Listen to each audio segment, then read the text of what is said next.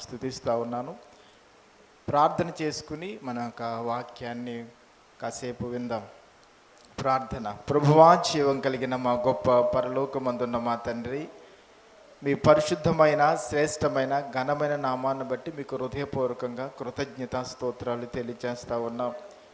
మీ సేవకులకు ఆలోచన ఇచ్చి మీరు ఏర్పాటు చేసిన ఉపవాసపు దినాలను బట్టి నీకు వందనాలు నాయన. ఉపవాసపు దినముల ద్వారా సంఘాన్ని అభివృద్ధి పరచండి, సంఘాన్ని ఉజ్జీవింపచేయండి. సంఘంలో ప్రతి బిడ్డ మీ సమరూపంలో మార్చబడ్డానికి మీ యొక్క గొప్ప కార్యాలు జరిగించమని వేడుకుంటున్నాం. ఇది మొదలుకొని ఈ 3 దినాలు వస్తున్న నీ సేవకులైన అందరినీ కూడా బలమైన మీ ఆత్మచేత నింపి అభిషేకించి వాడుకుని మీరు మహిమ పొందండి. ఇక్కడ కూడి ఉన్న నీ బిడ్డలకు ఏది అవసరమో నాయన అదే మీరు మాట్లాడి నాయన నీ యొక్క బిడ్డలను నిండార్లుగా దీవించమని, మీ యొక్క బిడ్డల యొక్క జీవితాల్లో గొప్ప కార్యాలు జరిగించమని వేడుకుంటా ఉన్నాం. ప్రభు, నన్ను మీ చేతులకు అప్పగించుకుంటున్నాం. మీ స్వాధీనం ముందుంచండి. మీ ఆత్మ స్వాధీనంలోంచి మీరే మాట్లాడి మీరు మహిమ పొందమని వేడుకుంటూ, ఈ ప్రారంభ దినం నుండి మొదలుకొని మిగతా దినాలంతా మీ చిత్తంలో జరిగించి మీరు మహిమ పొందమని యేసు పరిశుద్ధ నామమున ప్రార్థించి అడిగి వేడుకుంటా ఉన్నాము మా పరమ తండ్రి. ఆమేన్, ఆమేన్. అమ్మ, ఒకసారి దేవునికి స్తోత్రం చెప్దాం. హల్లెలూయా. దేవునికి స్తోత్రం. హల్లెలూయా. ఉపవాసపు దినాలు అమ్మ, ఉపవాసపు క్రైస్తవ ఉపవాస పండుగలు. అసలు మనం ఉపవాసం ఎందుకు చేయాలి? అసలు ఉపవాసం చేయమని ఎవరు చెప్పారు? ఉపవాసం చేస్తే ప్రయోజనాలు ఏంటి? మరి చెప్పండి, ఉపవాసం ఎందుకు చేయాలి? ఎవరు చెప్పారు? ఉపవాసం చేస్తే మనకున్న వచ్చే లాభం ఏంటి? దానికి దేవుని యొక్క వాక్యము ఏం చెప్తా ఉంది చూడండి ఒకసారి. దేవుని వాక్యం యోవేలు గ్రంథము 1వ అధ్యాయము 14వ వచనంలో ఇలా రాయబడి ఉంది. 752వ పేజీ, 752వ పేజీ. ఉపవాస దినము ప్రతిష్ఠించుడి, వ్రత దినము ఏర్పరచుడి, యెహోవాను బతిమాలుకొనుటకై పెద్దలను దేశంలోని జనులందరినీ మీ దేవుడైన యెహోవా మందిరంలో సమకూర్చండి. ఉపవాస దినాన్ని ఏం చేయాలంట? ప్రకటించాలంట. వ్రత దినాన్ని ఆచరించాలంట. ఎవరో పెద్దలు చిన్నలు అందరూ కూడా యెహోవా మందిరంలోనికి వచ్చి ఆయన బ్రతిమలాడుకోవాలంట. ఆమె ఎలా బ్రతిమలాడాలంట? ఉపవాసం ఉండి వ్రత దినాన్ని ఏర్పాటు చేసుకుని దేవుని బతిమలాడడానికి దేవుని మందిరానికి రావాలంట. అసలు ఉపవాసం ఎవరు చేశారు? మనందరికీ మాదిరి, మనందరి రక్షకుడు, మనందరి ప్రభువు, మనందరి దేవుడైన యేసుక్రీస్తు వారు ఆయన ఈ భూమి మీద జీవించినప్పుడు ఆయన సేవ చేయటానికి ఆయన సేవ చేయడానికి 3.5 సంవత్సరాలు సేవ చేశారు కదా. ఆ సేవ చేయడానికి ముందల ఆయన ఏం చేశారంటే 40 రోజులు ఉపవాసం ఉండి ప్రార్థన చేశారు. ఎన్ని రోజులండి? ఎన్ని రోజులు ప్రార్థన చేశారు? 40 రోజులు ప్రార్థన చేశారు. ఉపవాసం రేయి పగలు కూడా కఠినమైన ఉపవాసం ఆయన 40 రోజులు చేశారు. తర్వాత అపోస్తులైన పౌలు గారు కావచ్చు, పాత నిబంధనలు ఉన్న భక్తులు కావచ్చు, వీళ్ళందరూ కూడా ఎంతో ఉపవాసాలు చేశారు. చూడండి, ఉపవాసం ఉండి యేసుక్రీస్తు వారు వచ్చిన తర్వాత సాతానుడు ఆయన శోధించాడు కదా. నువ్వు దేవుని కుమారుడవైతే ఈ రాయిని రొట్టిగా తీసి తిను, నువ్వు దేవుని కుమారుడవైతే నువ్వు దూకు, కిందకి దూతలు వచ్చి పట్టుకుంటారు అని ఇలాగా శోధించాడు. నేను ఒక మాటను మీకు చెప్తా ఉన్నాను. చూడండి, ఉపవాసం ఎందుకంటే యేసుక్రీస్తు వారికి తండ్రి అయిన దేవుడు ఒక గొప్ప పని అప్పగించాడు ఈ భూమి మీద. ఏంటి ఆ పని అంటే, పాపంలో నశించిపోతున్న మానవాళి అందరి నిమిత్తము ఆయన ఈ భూమి మీద దేవుని కుమారుడిగా, పరిశుద్ధుడిగా, నీతిమంతుడిగా జీవించి నిర్దోషమైన దేవుని గొర్రెపిల్లగా సిలువలో బలిగా వధింపబడి ఆయన కార్చిన సిలువ రక్తంలో మానవాళి పాపములన్నీ కూడా కడిగి శుద్ధీకరించి మనందరినీ కూడా దేవుని రాజ్యానికి తీసుకుని పోవాలని ఆయనకి గొప్ప పనిని దేవుడు అప్పగించాడు. కాబట్టి ఆ పనిని విజయవంతంగా, ఆ పనిని లోపం లేకుండా, ఆ పనిని దేవుని యొక్క చిత్త ప్రకారంగా చేసి ముగించాలంటే ప్రభువైన యేసుక్రీస్తు వారికి శక్తి కావాలి. ఆ శక్తి ఎలా వచ్చిందంటే ఆయన 40 రోజులు ఉపవాసం ఉండడం బట్టి. అమ్మ అర్థమైందా? అర్థమైందా? కాబట్టి ఒక పనిని మనం విజయవంతంగా చేసి ముగించాలంటే మనకేం కావాలి? శక్తి కావాలి. ఆ శక్తి ఎక్కడ ఉంటుంది అంటే ఉపవాస ప్రార్థనలో ఉంటుంది. మనం ఎప్పుడు ప్రార్థన చేస్తామంటే, మనం ఎప్పుడు ఉపవాసం ఉంటామంటే, మన మీదకి శ్రమ వచ్చినప్పుడు, మన మీదకి శోధన వచ్చినప్పుడు, మన మీదకి నష్టం వచ్చినప్పుడు, లేకపోతే పరిస్థితులు ఏమీ బాగోలేనప్పుడు ఏం చేస్తామంటే అప్పుడు ప్రభు పాదాల దగ్గరికి వచ్చి పడతాం. ప్రభు నాకు సహాయం చేయి, నాకు సహాయం చేయి. అయితే దేవుడు ఏం చెప్పారంటే, మీరు శోధనలో ప్రవేశించుకుంటున్నట్లు మీరు మెలకు కలిగి ప్రార్థన చేయాలి. అంటే ఏం చెప్తుందంటే, శోధన మన మీదకి వస్తుంది కాబట్టి ఆ వచ్చే శోధన మనం జయించాలంటే మనం ముందలే ఏం చేయాలి? మొదటగానే ఉపవాసంతో ఉండి ప్రార్థన చేయాలి. అప్పుడు మనం ఏం చేస్తాం? మన మీదకి వచ్చిన ప్రతి శోధనను కూడా మనం చాలా తేలికగా సులువుగా దాన్ని మనము జయించగలుగుతాం. అమ్మ అర్థమవుతుందండి? కాబట్టి ఉపవాస ప్రార్థన ఎవరు చేశారు? మన అందరి సృష్టికర్త అయిన మన ప్రభువైన యేసుక్రీస్తు వారు ఉపవాస ప్రార్థన చేశారు. కాబట్టి మనం కూడా ఉపవాస ప్రార్థన చేస్తే మనం కూడా గొప్ప గొప్ప కార్యాలని మనం పొందుకోగలుగుతాం. దేవుని యొక్క మహాశక్తిని మనం పొందుకుని ఆ శక్తి ద్వారా దేవుడు మనకు అప్పగించిన కార్యాల్లో గొప్ప విజయాన్ని మనము చూస్తాం. అమ్మా చూడండి, నేను మీకు ఒక మాట తెలియచేస్తున్నాను. ఎజ్రా గ్రంథము చదవండి. 8వ అధ్యాయము 21వ వచనం నుండి 23, 21, 22 వచనాలు చదవండి ఒకసారి.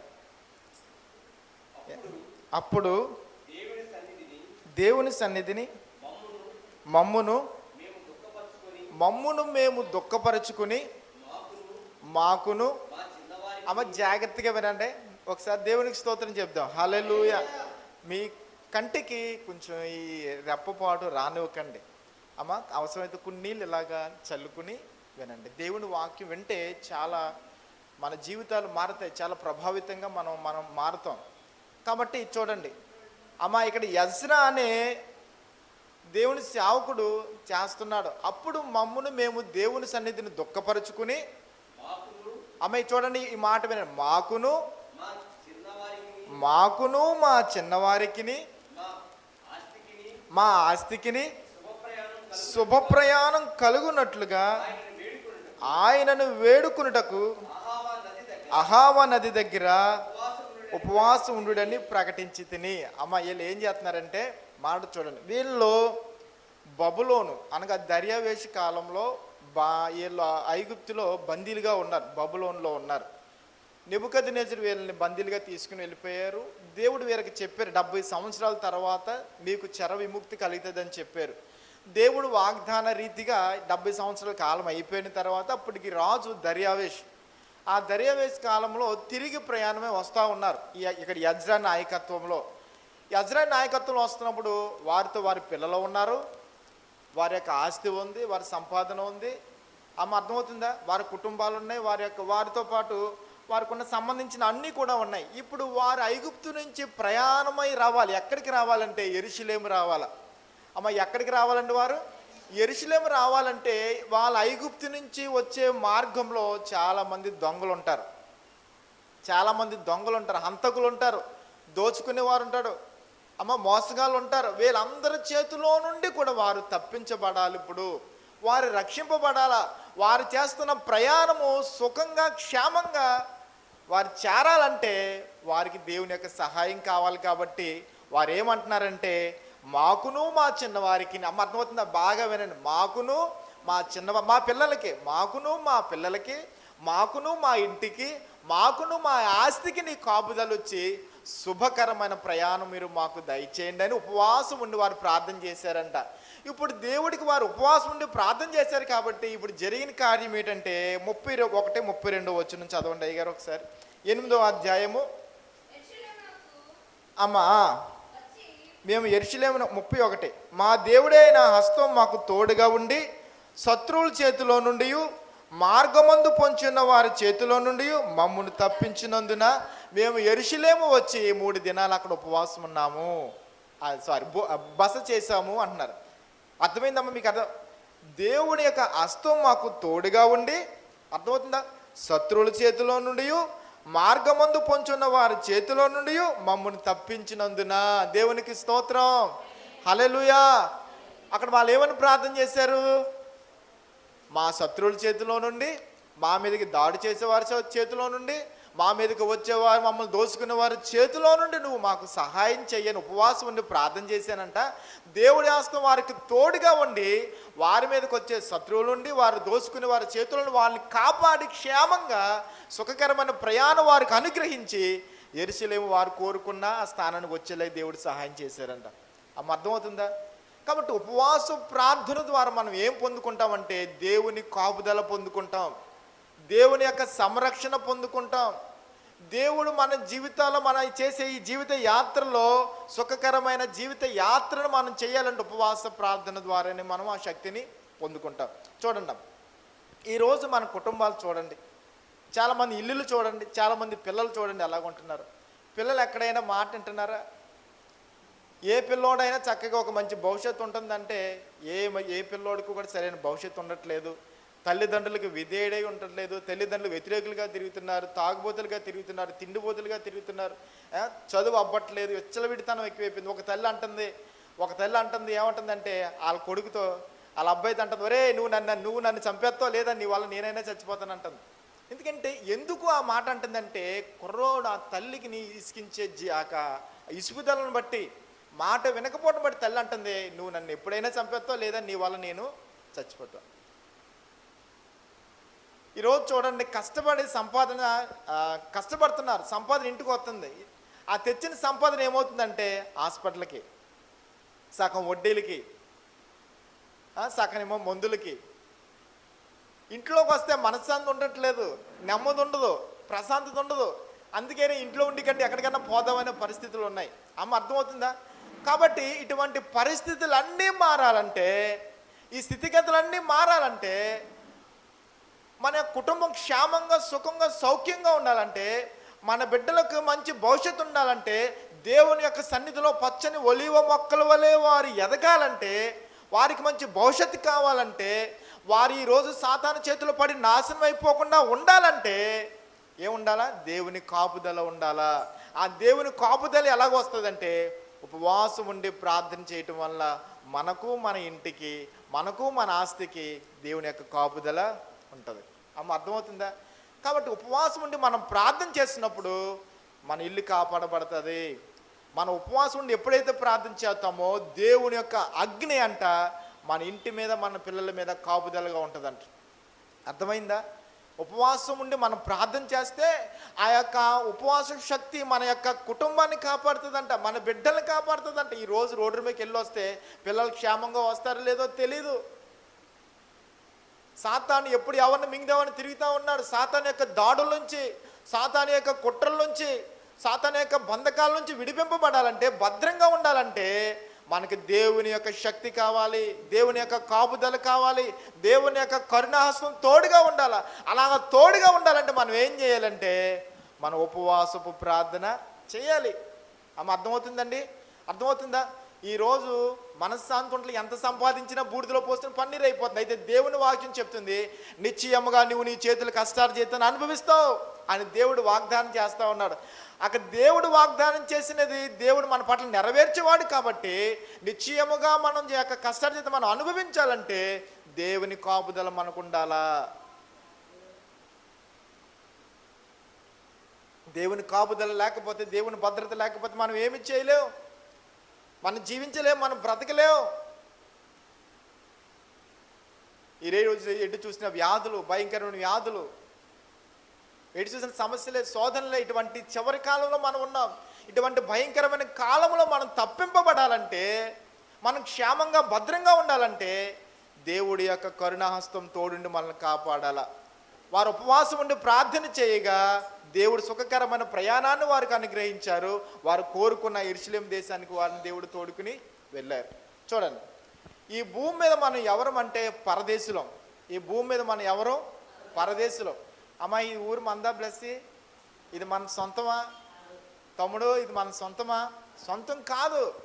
ఒక రోజున మనం దీన్ని వదిలేసి వెళ్ళిపోవాలి. ఎక్కడికి వెళ్ళిపోవాలంటే మనం ఎక్కడి నుంచి వచ్చామో తిరిగి మళ్ళీ అక్కడికి వెళ్ళిపోవాలి. యేసయ్య ఏమన్నారు? నేను వచ్చాను, వచ్చి వెళ్ళటం మంచిది, ఎందుకంటే నేను వెళ్ళి మీకోసం అక్కడ స్థలాన్ని సిద్ధపరుస్తాం. యోహాను సువార్త 14 అధ్యాయంలో నేనుండే స్థలంలో మీరు అందరూ కూడా ఉంటారు. అందుకని కదా ఆయన భూమి మీదకి వచ్చారు. కాబట్టి మన పౌరుషత్వం ఈ భూ సంబంధమైనది కాదు. మన పౌరుషత్వం ఎక్కడుందంటే పర సంబంధమైనది. అబ్రహాం కూడా అదే అన్నారు. తాను వాగ్దానంగా చేసిన వాగ్దాన భూమిలో పరదేశిగా ఉండి తాను నిజమైన స్వాస్థ్యాన్ని పొందబోతున్న నిత్యమైన రాజ్యం కోసం ఆయన విశ్వాసంతో ఎదురు చూశాడంట. అర్థమైంది అంటే అర్థమవుతుందా? మన రాజ్యం ఈ భూ సంబంధం అనేది కాదు. మన ఇల్లులు తాత్కాలికమైనవే. అయితే మనం శాశ్వత కాలం ఉండబోతున్న ఒక దేశం ఉంది.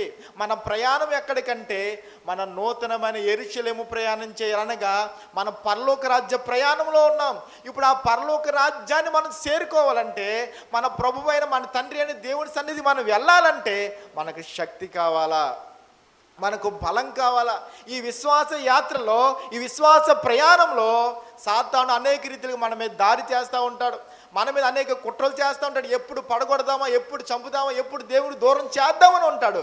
కాబట్టి సాతాను వేసే ప్రతి ఒక్క ఉచ్చు నుండి, సాతాను వేసే ప్రతి కుట్ర నుండి మనం తప్పింపబడి విజయ పదంతో దేవుడు ఇవ్వబోతున్న నిత్య రాజ్యాన్ని మనం చేరుకోవాలంటే మనకి శక్తి కావాలా, దేవుని కాపుదల కావాలా. ఆ కాపుదల శక్తి ఎక్కడ ఉందంటే ఉపవాసపు ప్రార్థనలో ఉంది. దేవునికి స్తోత్రం. చూస్తారా, 40 రోజులు ఉపవాసం ఉండి ప్రార్థన చేశాడు. విజయ పదంతో ఆయన పనిని ముగించారు యేసయ్య. మన విశ్వాస యాత్రను కూడా ముగించి సంతోషంతో విజయంతో దేవుని సన్నిధికి చేరాలంటే మనకి దేవుని యొక్క కరుణాహస్తం తోడుగా ఉండాలి.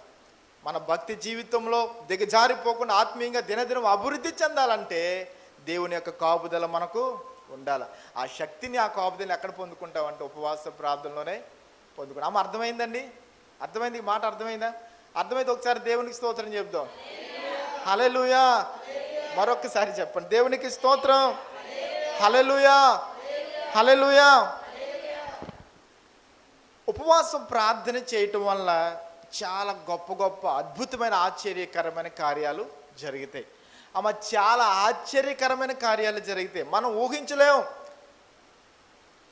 అంటే ఈ కార్యం జరగదు అని అనుకుంటాం, కానీ ఉపవాసం ఉండి ప్రార్థన చేయటం వల్ల దేవుడు దాన్ని సుసాధ్యంగా చేసి చూపిస్తారు. కానీ గొప్ప గొప్ప విజయాల్ని, గొప్ప గొప్ప అద్భుత కార్యాలని మనం ఎక్కడ చూస్తామంటే ఉపవాస ప్రార్థనలోనే చూస్తాం. ఉపవాసం ప్రార్థన చేసినప్పుడు దేవుడు రాజులను, రాజులు చేసిన శాసనాలను, రాజ్యాంగాలని కూడా దేవుడు ఏం చేస్తాడు? మార్చేస్తాడు. రాజులు మార్చేస్తాడు, రాజ్యాంగాలు మార్చేస్తాడు, రాజ శాసనాలు మార్చేస్తాడు. మొత్తం అంత తలకిందులు చేసేస్తాడు. దేంట్లో ఉందంటే ఆ శక్తి ఉపవాస ప్రార్థనలోనే ఉంది. ఎస్తేరు గ్రంథంలో మనకి అక్కడ కొన్ని సంఘటనలు జరుగుతాయి. కొన్ని సంఘటనలు కొద్దిమంది వ్యక్తుల జీవితాలు మనకి అక్కడ ఉన్నాయి. అహస్వరోస్ అని చక్రవర్తి ఉన్నారు. అహస్వరోస్ అని చక్రవర్తి ఉన్నాడు. ఆయన ప్రపంచాన్ని పరిపాలిస్తున్న చక్రవర్తి. చెప్పండి ఒకసారి, నా వైపు చూడండి. ప్రపంచాన్ని పరిపాలిస్తున్న గొప్ప చక్రవర్తి ఆయన. ఆ చక్రవర్తి కాలంలో యూదులు అక్కడ బానిసలుగా ఉన్నారు, బందీలుగా ఉన్నారు. ఆ సుసాను కోటలో రాజు యొక్క దర్బారులో రాజులు ప్రవేశించే మార్గంలో ద్వారము దగ్గర కాపలాదారుడిగా ఉన్నాడు మొర్దెకై అని ఒక యూదుడు.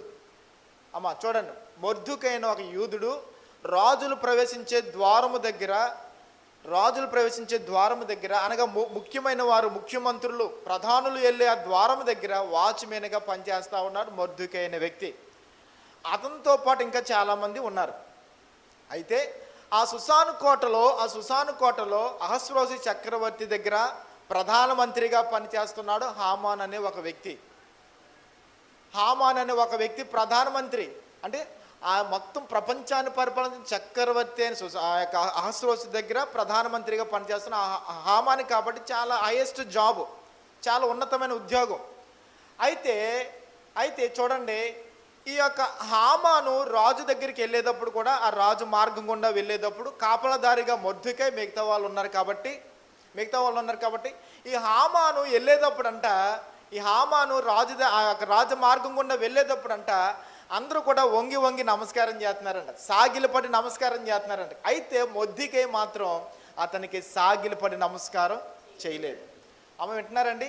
సాగిలపడి నమస్కారం చేయలేదు. ఎందుకు చేయలేదంటే అతడు యూదుడు కాబట్టి జీవం గల దేవునికి తప్పించి ఈ భూమి మీద ఉన్న ఏ నరుడికి అన్నడు కూడా తల వంచి నమస్కారం చేయడు, తల వంచి నమస్కారం చేయకూడదు. నేను ఒక మాటని జ్ఞాపం చేస్తున్నాను. క్రైస్తవులమైన మనం కూడా జీవం గల దేవుని ఎదుట సాగిల పడాలి, కానీ ఏ వ్యక్తి దగ్గర కూడా సాగిలు పడకూడదు. కానీ ఈరోజు కాళ్ళకి మొక్కించుకునేవారు ఉన్నారు, కాళ్ళకి సాగిలు పడేవారు కూడా ఉన్నారు. అర్థమవుతుందా అమ్మ? అర్థమైందండి? అటువంటి వారు ఉన్నారు ఈరోజు. వాక్యం తెలిసినా సరే, వాక్యం ఏం చెప్తుందో తెలిసినా సరే కాళ్ళకి మొక్కించుకునే వాళ్ళు ఉన్నారు, మొక్కే వాళ్ళు ఉన్నారు. అది తప్పు. దేవుడికి తప్పించి ఇంకెన్నటికి కూడా ఏ వ్యక్తి కూడా సాగిలు పడకూడదు. పద్మాసు ద్వీపంలో యోహాను అనే దేవుని యొక్క శిష్యుడు ఆత్మవశుడై ఉన్నప్పుడు, అతడు పరలోకంలో ఆ దర్శనాలు రాస్తూ ఉన్నప్పుడు ఆ పరలోక దూతలో ఒక దూత ఆయనకి ఎదురుపడి సాగిలు పడ్డాడు యోహాను గారు. అప్పుడు ఆ దూత ఏమన్నాడో తెలుసా? నువ్వు నా కాలుకి నమస్కరించకూడదు, నేను నీలాంటి సహదాసుడనే, నేను నీలాంటి సేవకునే. మనం సాగిలు పడవలసింది వాళ్ళకి వీళ్ళకి కాదు, రాజులకు రాజును ప్రభువులకు ప్రభుడైన ఆ దేవుని ఎదుటే మనం సాష్టాంగపడి నమస్కరించాలి, కానీ వేరొక ఏ వ్యక్తికి మనం సాగిలు పడకూడదని చెప్పారు. ఈరోజు మనుషుల పద్ధతి ఎలా ఉంటుంది చెప్తారు. ఎవడో ఒకరిని దోచేసుకుంటాడు, ఒక 50 లక్షలకో 30 లక్షలకో, లేకపోతే భూమో లేదో పొలమో దోచేసుకుంటాడు. దోచేసుకుని అలా వెళ్ళిపోయేటప్పుడు ఎవడో కాపాడుతాడుకో 10,000 లేకపోతే 15,000 20,000 ఇత్తడి చేతిలో పరిచేస్తే ఆడంటాడు, మహానుభావా నువ్వు నాకు దేవుళ్ళలాగా వచ్చి నువ్వు నన్ను ఆదుకున్నావు, నువ్వు లేకపోతే నేను ఏమైపోదును, నా కుటుంబం ఏమైపోను, నా పిల్లలు ఏమైపోరు. నానేం చేస్తాడు? వంగొంగి వంగొంగి వంగొంగి వంగొంగి నమస్కారం పెడేసి ఆయన దేవుడి చేసేస్తాడు. ఎవరిని దేవుడి చేస్తాడో ఆయన దోసుకున్నవాడిని ఈడు దేవుడి చేస్తాడు. ఈరోజు మనుషుల యొక్క పద్ధతులు కూడా అలాగే ఉంది. ఆడు మోసగాడు, ఆడు దుర్మార్గుడే, ఆడు చెడ్డవాడే, కానీ వీడికి ఏదో మీ మేలు లబ్ధి పొందిందని చెప్పి నీలాంటి వాడు ఎవడో లేడయ్యా, నువ్వు దేవుడు, నాకు ఆ దేవుడు ఉన్నాడో లేదో తెలియక నువ్వు నాకున్నావు. కానీ ఇది చాలా తప్పు, ఇది చాలా తప్పు. నిజమైన క్రైస్తవుడు ఎన్నటికి ఏ వ్యక్తికి కూడా సాగిలపడతాం. అర్థం ఏంటంటే నువ్వే నాకు దిక్కు, నువ్వు తప్ప నాకు వేరొక దిక్కు లేని అతను సరెండర్ అయిపోవటమే సాగిలపడటం అంటే. అందరూ సాగిలు పడ్డారు. హామాను వస్తుంటే ప్రభు వచ్చి అతను సాగిలు పడ్డారు, సాష్టాంగ నమస్కారం చేశారు. ఎందుకు సాష్టాంగ పడ్డారంటే అతను రాజుగారికి చెప్పో లేకపోతే అతని దగ్గర ఉన్నది బంగారమో వజ్రమో ఏదో ఇస్తారని ఆశపడి.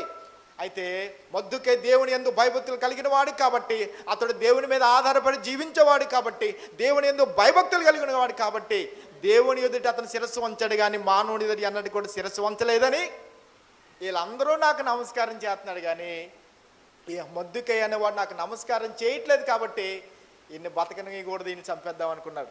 ఎవరు? హామాన్ అనేవాడు అనుకుని అంటున్నాడు, అబ్బే ఈయన చంపేస్తే సుఖమేంటి, ఈయన చీమని నలిపినట్టు నలిపేయచ్చు, వీడికి ఇంత గర్వం ఉంటే వీళ్ళ జాతికి, వీళ్ళ మనుషులు యూదులు అనేవాడు అందరూ కూడా ఇంకా చాలా గర్వం ఉంటుంది కాబట్టి వాళ్ళని ఎవరిని కూడా ఇక భూమి మీద అనేవాళ్ళని లేకుండా చేసేద్దామని చెప్పేసి మొత్తం అందరినీ చంపేద్దాం అనుకున్నాడు. మొత్తం అందరినీ చంపేద్దామని అనుకుని ఒకసారి దేవునికి స్తోత్రం చెప్దాం. హల్లెలూయా హల్లెలూయా. వాతావరణం చల్లగా ఉంది, నా మాటలు హాయిగా ఉన్నాయి, జోలపాట్లో ఉంది, చక్కగా హాయిగా కమ్మగా నిద్రపోదామని అనుకుంటున్నారా? ఒకసారి దేవునికి స్తోత్రం చెప్దాం. హల్లెలూయా. వాక్యం వినండి అమ్మా, మీరు వాక్యం వినండి, అది ఎంతో ప్రయోజనం అమ్మా. ఒకసారి దేవునికి స్తోత్రం చెప్దాం. హల్లెలూయా. చప్పులు కొడుతూ దేవుని నామాన్ని మహిమపరుద్దాం. Very good. ఒకసారి మీ చేతులు ఎలా పైకి స్తోత్రం చెప్పండి గట్టిగా. దేవునికి స్తోత్రం. హల్లెలూయా. అప్పుడు ఏమైందో చూడండి. అందరినీ చంపేద్దామని రాజుగారి దగ్గరికి వెళ్ళి చెప్పాడు, రాజా మన రాజ్యానికి చీడ పురుగుల్లా ఉన్నారు, మీకు మీ అధికారానికి చాలా వ్యతిరేకంగా తిరుగుతూ ఉన్నారు, కాబట్టి ఆ జాతిని నేను మొత్తం లేకుండా చేసేయాలి, వాళ్ళ వల్ల చాలా నష్టం కలుగుతుందని చెప్పి రాజుగారితో మాట్లాడి రాజుగారి యొక్క ఉంగరం తీసుకుని శాసనం ఏమి రాయించారంటే, ఒకే రోజున పలానా తారీఖుని ఏం చేయాలంటే ఎక్కడున్న వాళ్ళు ఏ రాష్ట్రంలో ఏ దేశంలో ఏ ప్రాంతంలో యూదులందరినీ కూడా ఒకే రోజు చంపేయాలా శాసనం వెళ్ళిపోయింది. ఈ హామాన్ అనేవాడు ఏం చేశాడు, ఇంకా యూదులు అనేవాడు ఈ భూమి మీద ఎక్కడ కూడా బతకూడదు, ఇంకా అందరినీ ఒకే రోజు చంపేయాలని రాజుగారి యొక్క ఉంగరం తీసుకుని శాసనం రాశారు. రాజుగారి యొక్క ఉంగరం ముద్ర వేయబడ్డదంటే ఇక రాజు కూడా దాన్ని మార్చడానికి వీలుండదు. ఆమె అర్థమవుతుందండి. ఇక రాజు అనేవాడు కూడా మార్చడానికి వీల్లేదు. ఇంకా ఆ రాజు ముద్ర ఉందంటే ఈ మొత్తం ఈ సమాచారం అందరూ కూడా తాకీదులతో అంచెవాంటారు అనగా శాంతి పేసి ఉంటారు కదా, మొత్తం అంతా పంచిపెట్టేశారు. ఇంక అందరూ అయిపోయింది. ఇంకా అందరూ అయిపోయిన తర్వాత ఈ వార్త మొర్దెకైకి వచ్చింది. మొర్దెకైకి వచ్చిన తర్వాత ఏం చేస్తున్నాడు చూడండి ఒకసారి. ఎస్తేరు గ్రంథము 13వ అధ్యాయము 13వ ఎస్తేరు గ్రంథం 3వ అధ్యాయం 13వ వచనం ఒకసారి చదవండి.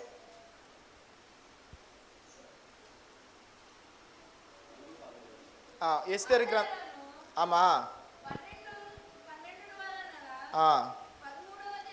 13వ దినమందు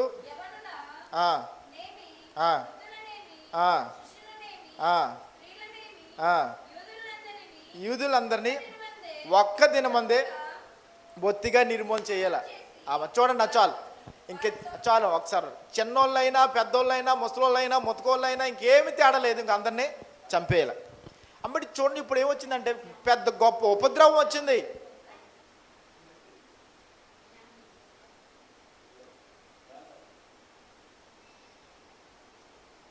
అమ్మ ఎందుకు మాట్లాడుతున్నారో వాక్యం చెప్పేటప్పుడు?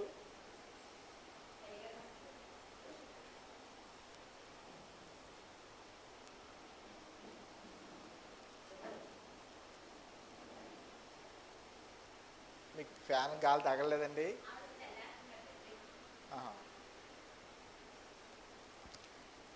చిన్నోళ్ళైనా పెద్దోళ్ళైనా ముసలోళ్ళైనా ముతకోళ్ళైనా ఎవరైనా సరే ఏం చేయాలి? ఒకరోజే చచ్చిపోవాలి. ఇది శాసనం.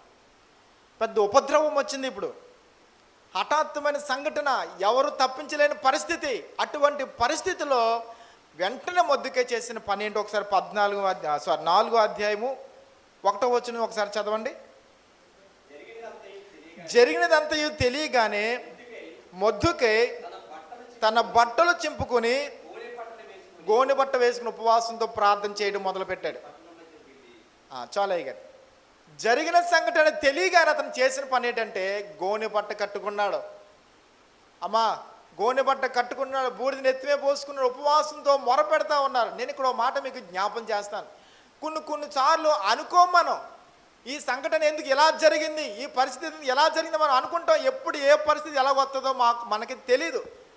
ఒకసారి ఈ సంవత్సరం ప్రారంభంలో 31వ తారీఖున మనం ఎంత సంబరంగా ఉంటాం, ఎందుకంటే 31 జనవరి 1 ఎంత హాయిగా హ్యాపీగా ఉంటాం. సడన్గా మేము అందరం కూడా సిద్ధపడుతున్నాం, మేమేం వాక్యాలు సిద్ధపడుతున్నాం, ఇంట్లో కూడా అడబడి అన్నీ ఉన్నాయి. సడన్గా మా నాన్నగారికి 31వ రాత్రి భయంకరమైన గుండెపోటు వచ్చింది, హార్ట్ అటాక్ వచ్చేసింది. 31 వచ్చేసింది. నేనేమో వేరే పాస్టర్ గారికి అయ్యా నేను వస్తాను అన్నాను. ఈ లోపల ఎటు చూసినా దిక్కుతో హార్ట్ అటాక్ అంటే మనకి ఎలా ఉంటుంది, మనిషి కండిషన్ ఎలా ఉంటుందో తెలియదు, దిక్కు చూడలేని పరిస్థితి. కాబట్టి ఆ రోజు హార్ట్ అటాక్ రాగానే చేసిన పని ఏంటంటే దేవుని పాదాల దగ్గరికి వెళ్ళిపోయాం. తిండి లేదు, తిప్పలు లేవు, ఏమి లేవు. నేను హాస్పిటల్కి వెళ్ళిపోయాను, హాస్పిటల్ తీసుకెళ్ళాం, జాయిన్ చేస్తాం. ఉపవాసం ఉండి మా తల్లి మా తమ్ముడు ప్రార్థన చేస్తూ ఉన్నారు. ఉపవాసం ఉండి మనం మొర్రపెట్టిన మొర్రకు దేవుడిచ్చి జవాబు ఏంటంటే ఆయన చెప్పారు, చక్కగా అక్కడికి వెళ్ళగానే అక్కడ డాక్టర్ గారు చూడటం, చక్కగా వైద్యం జరగటం, క్షేమంగా ఇంటికి తిరిగి రావటం. నాకు తెలిసిన ఒక తల్లి కూడా ఉంది. ఒక యవనస్తుడు 15-16 సంవత్సరాల కుర్రోడు ఇంట్లో మాట్లాడుతూ సరదాగా తిరుగుతూ కుప్పగొల్పి పడిపోతే ఏమవుతుంది, హార్ట్ అటాక్ వచ్చి పడిపోతే ఏం చేయాలో ఏటో పరిస్థితి ఏంటో తెలియట్లేదు. వారి బంధువులు ఆ కుర్రోని హాస్పిటల్ తీసుకుని వెళ్ళారు. ఈ తల్లి మాత్రం అక్కడ ఉండిపోయి చెప్పింది. వాళ్ళకి ఫోన్ చేయలేదు, నా కొడుకు ఎలాగైపోయింది ఏమీ చెప్పలేదు. కానీ తన తల్లి ఉపవాసం ఉండి దేవుని పాదాల దగ్గర ఏడుతూ మొదలుపెట్టింది. నా కొడుకుని బ్రతికించి నా కొడుకు ఈ యొక్క కీడుని తప్పించని చెప్పినప్పుడు చక్కగా కుర్రోడు క్షేమంగా వైద్యం జరిగి క్షేమంగా ఇంటికి తిరిగి వచ్చాడు. నేను ఎందుకు ఈ మాట చెప్తానంటే ఉపద్రవం ఎప్పుడు ఎలా వస్తుందో తెలీదు. మనకు వచ్చిన ఉపద్రవం, ఆ భయంకరమైన పరిస్థితులు మనం తప్పించబడాలంటే మనకు ఉపవాసపు ప్రార్థన చాలా అవసరం. కాబట్టి ఈ హామాన్ అనేవాడు ఆ యూదుల మీద చేసిన ఆ కుట్రను అంతటిని కూడా ఇప్పుడు ఏమైంది, వాళ్ళ మీద ఉపద్రవంలో వచ్చి పడ్డది. ఇప్పుడు మొర్దెకై ఉపవాసం ఉన్నాడు, అలాగే సోసాను కోటలో ఉన్న ఎస్తేరు ఉపవాసం ఉండి ప్రార్థన చేస్తూ ఉంది. ఇప్పుడు యూదులందరూ కూడా ఉపవాసం ఉండి ప్రార్థన చేస్తూ ఉంటే జరిగిన సంఘటనలు మీకు చెప్తున్నాను, చాలా విచిత్రంగా ఉంటుంది. అందరూ కూడా ఉపవాసం ఉండి ప్రార్థన చేస్తున్నారు. పలానా రోజున పలానా తారీఖున యూదులందరూ కూడా చచ్చిపోవాలి. చూడండి, ఇప్పుడు హామాను ఉన్నాడు కదా, హామాను ఉన్నాడు కదా, దుష్టుడు, సాతాను. హామాన్ అనేవాడు సాతాను. వాడు ఏం చేశాడంటే, ఎస్తేరుకి విషయం తెలిసిన తర్వాత రాజుగారి సన్నిధికి వెళ్ళింది, మాట్లాడింది ఉపవాసంతో. రాజుగారు అనుమతి ఇచ్చారు. రాజా, నువ్వు నేను చేసే విందుకు రావాలని చెప్పింది, విందుకు వస్తానని చెప్పాడు. హామాను కూడా పిలిచింది. ఆమె ఈ మాట జాగ్రత్తగా వినాలి. ఒకసారి దేవునికి స్తోత్రం చెప్దాం. హల్లెలూయా. హామాను అనుకున్నాడంట నన్ను ఎస్తేరు విందుకు పిలిచిందంటే నన్ను ఎంత ప్రేమిస్తుందో, కాబట్టి ఈ సంతోషకరమైన దినంలో ఈ యొక్క మొద్దుకైన వాడు బతకూడదు, వీడు చచ్చిపోతేనే కానీ నాకు మనశ్శాంతి ఉన్నదని చెప్పి 50 మూరలు ఉరుకొయ్య. 50 మూరలు ఉరుకొయ్య అంటే మన 2 అంతస్తుల బిల్డింగ్ ఎత్తు ఉంటుంది అన్నమాట.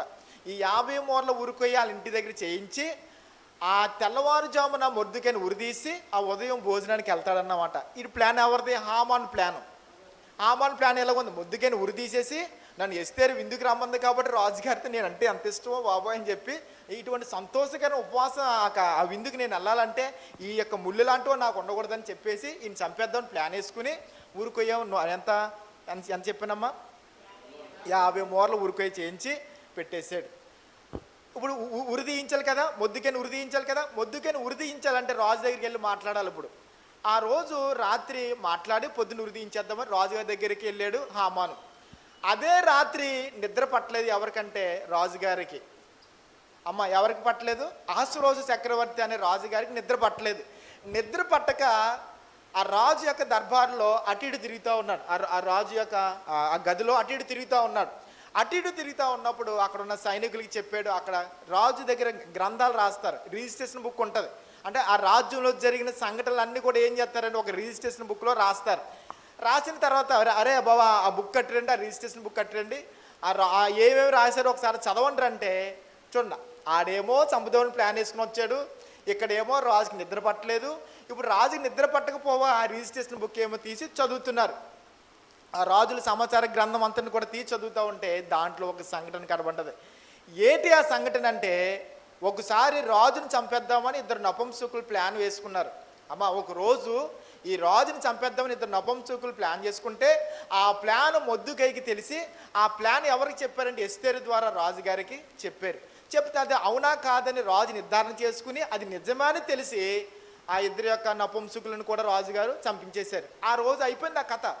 కానీ దేవుడు చూడండి ఇప్పుడు ఎలా తీసుకుని వస్తున్నాడో. ఇప్పుడు ఆ కథ చదివిన తర్వాత, ఆ జరిగిన సంఘటన చదివిన తర్వాత రాజుగారు అన్నారు, ఇప్పుడు మొద్దుకై నా ప్రాణాన్ని కాపాడాడు కదా, మొద్దుకై నాకు ఇంత మేలు చేశాడు కదా, నేను మొద్దుకై ఏమైనా మేలు చేశామా, ఏమైనా బహుమానం ఇచ్చామని అక్కడ ఉన్న వాళ్ళని అడిగితే, లేదు రాజా మనం ఏమీ ఇవ్వలేదు, ఏమి అతని సత్కారం కూడా చేయలేదంటే, ఈ లోపల రాజుగారు లోపల ఉండగా ఆ ఆవరణలో తిరుగుతున్నాడు. ఎవరు? హామాను. ఎందుకు తిరుగుతున్నాడు? మొద్దుకైన ఉరిదీయించాలని పర్మిషన్ కావాలి కదా. బయట తిరుగుతుంటే ఎవరు అక్కడ ఉన్నారంటే చిత్తం మహాప్రభు అని లోపలికి వచ్చాడు. రాగానే అడుగుతున్నాడు, ఇదిగో హామాను, మొద్దుకై నాకు చాలా మేలు చేశాడు కాబట్టి ఒక వ్యక్తిని రాజు గౌరవించాల, ఘనపరిచే ఎలా ఉంటుందో నువ్వు చెప్పు అంటే అతను అనుకున్నాడు, ఓహోహో నేను రాజుకి చాలా ఇష్టమైన వ్యక్తిని కదా. అర్థమవుతుందా? నేను రాజుకి చాలా ఇష్టమైన వ్యక్తిని కదా, రాజు నన్ను కాకపోతే ఇంకెవరిని ఘనపరుస్తాడు, నన్ను కాకపోతే ఇంకెవరిని హెచ్చించాడని చెప్పి రాజు ఒక వ్యక్తిని ఘనపరిచే రీతి ఎలాగంటే అతనికి రాజు వస్త్రాలు ధరించాలా. చెప్పండి, ఏం ధరించాలా? రాజు వస్త్రాలు ధరించాలా, రాజుగారు పెట్టుకునే ఉంగరం ధరించాలా, రాజు కిరీటం పెట్టాలా, రాజుగారి యొక్క గుర్రం మీద ఎక్కించాలా. ఒకడు ఆ గుర్రం తాడు పెట్టుకుని ఏం చేయాలి? రాజుగారు చేసిన దానికి ఇతను ఘనపరచబడుతున్నాడని చాటింపు వేసుకుంటూ ఊరూరు తిప్పాల. నా మాట అర్థమైందా మీకు? అర్థమైందమ్మా?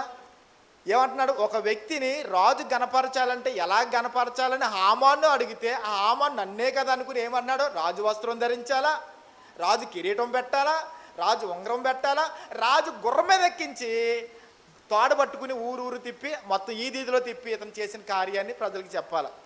అప్పుడు రాజు ఏమన్నాడు? నువ్వు ఒక్క నిమిషం కూడా ఆలస్యం చేయకుండా, ఒక్క క్షణం కూడా ఆలోచన చేయకుండా నువ్వు ఏదైతే చెప్పావో అదంతా కూడా మొద్దుకేకి చేసే అన్నాడు. ఏ వ్యక్తిని అయితే చంపాలనుకున్నాడో ఆ వ్యక్తి చేసే అంటే మనవాడికి ఇంకేమైపోయింది అంత అలాగే అనిపాడు. కానీ రాజు ఆచరణ చెప్పాడు, తక్షణమే నువ్వు కానీ చెయ్యకపోతే చాలా దారుణంగా ఉంటుంది పరిస్థితి అని చెప్తే తప్పదు.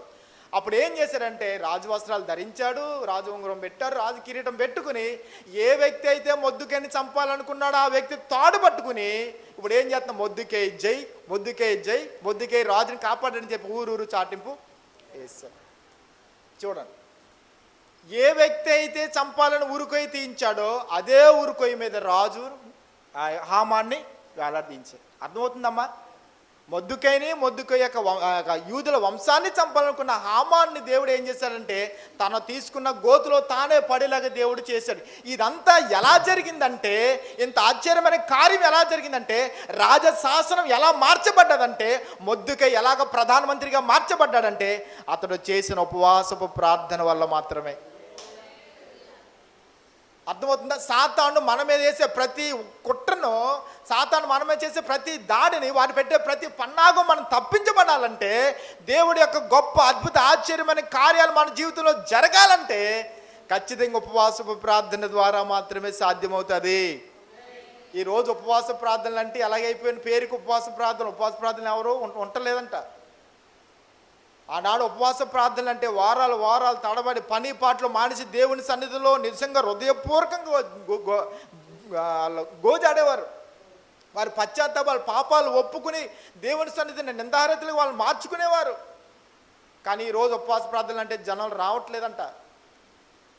దేనికి వస్తారంటే ఉద్యోగ కూటాలకు, భోజనాల కూటాలకు వస్తారు. చూసారా? ఉపవాసంలో ఎంత శక్తి ఉంది. రాజ్య ఆజ్ఞనే మార్చేయగలిగింది శక్తి ఉపవాస ప్రార్థన ఉంది. రాజ శాసనాలనే మార్చింది. దానికి సామెతల గ్రంథంలో మాట ఉంటుంది, రాజు యొక్క హృదయము దేవుని చేతిలో నీటి కాలువల వల్ల ఉన్నది, అది ఆయన తన చిత్తవృత్తి చొప్పున తిప్పుతాడంట. దేవుడు ఎలా కావాలంటే అలా తిప్పేస్తాడు దేవుడు. ఆ తిప్పేలంటే ఆ తిప్పగలిగిన శక్తి దేంట్లో ఉందంటే ఉపవాస ప్రార్థన ద్వారానే ఉంది. అమ్మ, అర్థమవుతుందా? ఈరోజు నీ మీద ఎవరైనా లేనిపోని నిందలు వేశారా? నిన్ను నాశనం చేయాలని చూస్తున్నారా? నీ మీద కుట్రలు పన్నుతున్నారా? నీ మీద కుతంత్రాలు పన్నుతూ ఉన్నారా? నిన్ను లేకుండా చేద్దామని చూసారా? అయితే అవన్నిటిని కూడా నువ్వు భగ్నం చేయాలంటే, అవన్నిటిని కూడా పటాపంచలు చేయాలంటే, వాటన్నిటిపై నువ్వు జయం పొందాలంటే, నీ యొక్క పరిస్థితి మార్పు చెందాలంటే, నువ్వు ఒక ప్రభావితమైన వ్యక్తిగా, ఒక మహోన్నతమైన వ్యక్తిగా, ఆశీర్వాదకరమైన వ్యక్తిగా మార్చబడాలంటే ఉపవాసపు ప్రార్థన చాలా అవసరం. ఉపవాస ప్రార్థన చాలా అవసరం. ఒకసారి నేను మీకు చెప్తున్నాను చూడండి. మన తమిళనాడు ముఖ్యమంత్రి జయలలిత గారు ఉన్నారు. జయలలిత గారు వివాహం చేసుకోలేదు. అమ్మ, సీఎం జయలలిత తెలుసండి మీకు? ఎప్పుడైనా మీ ఇంటికి వచ్చినారండి?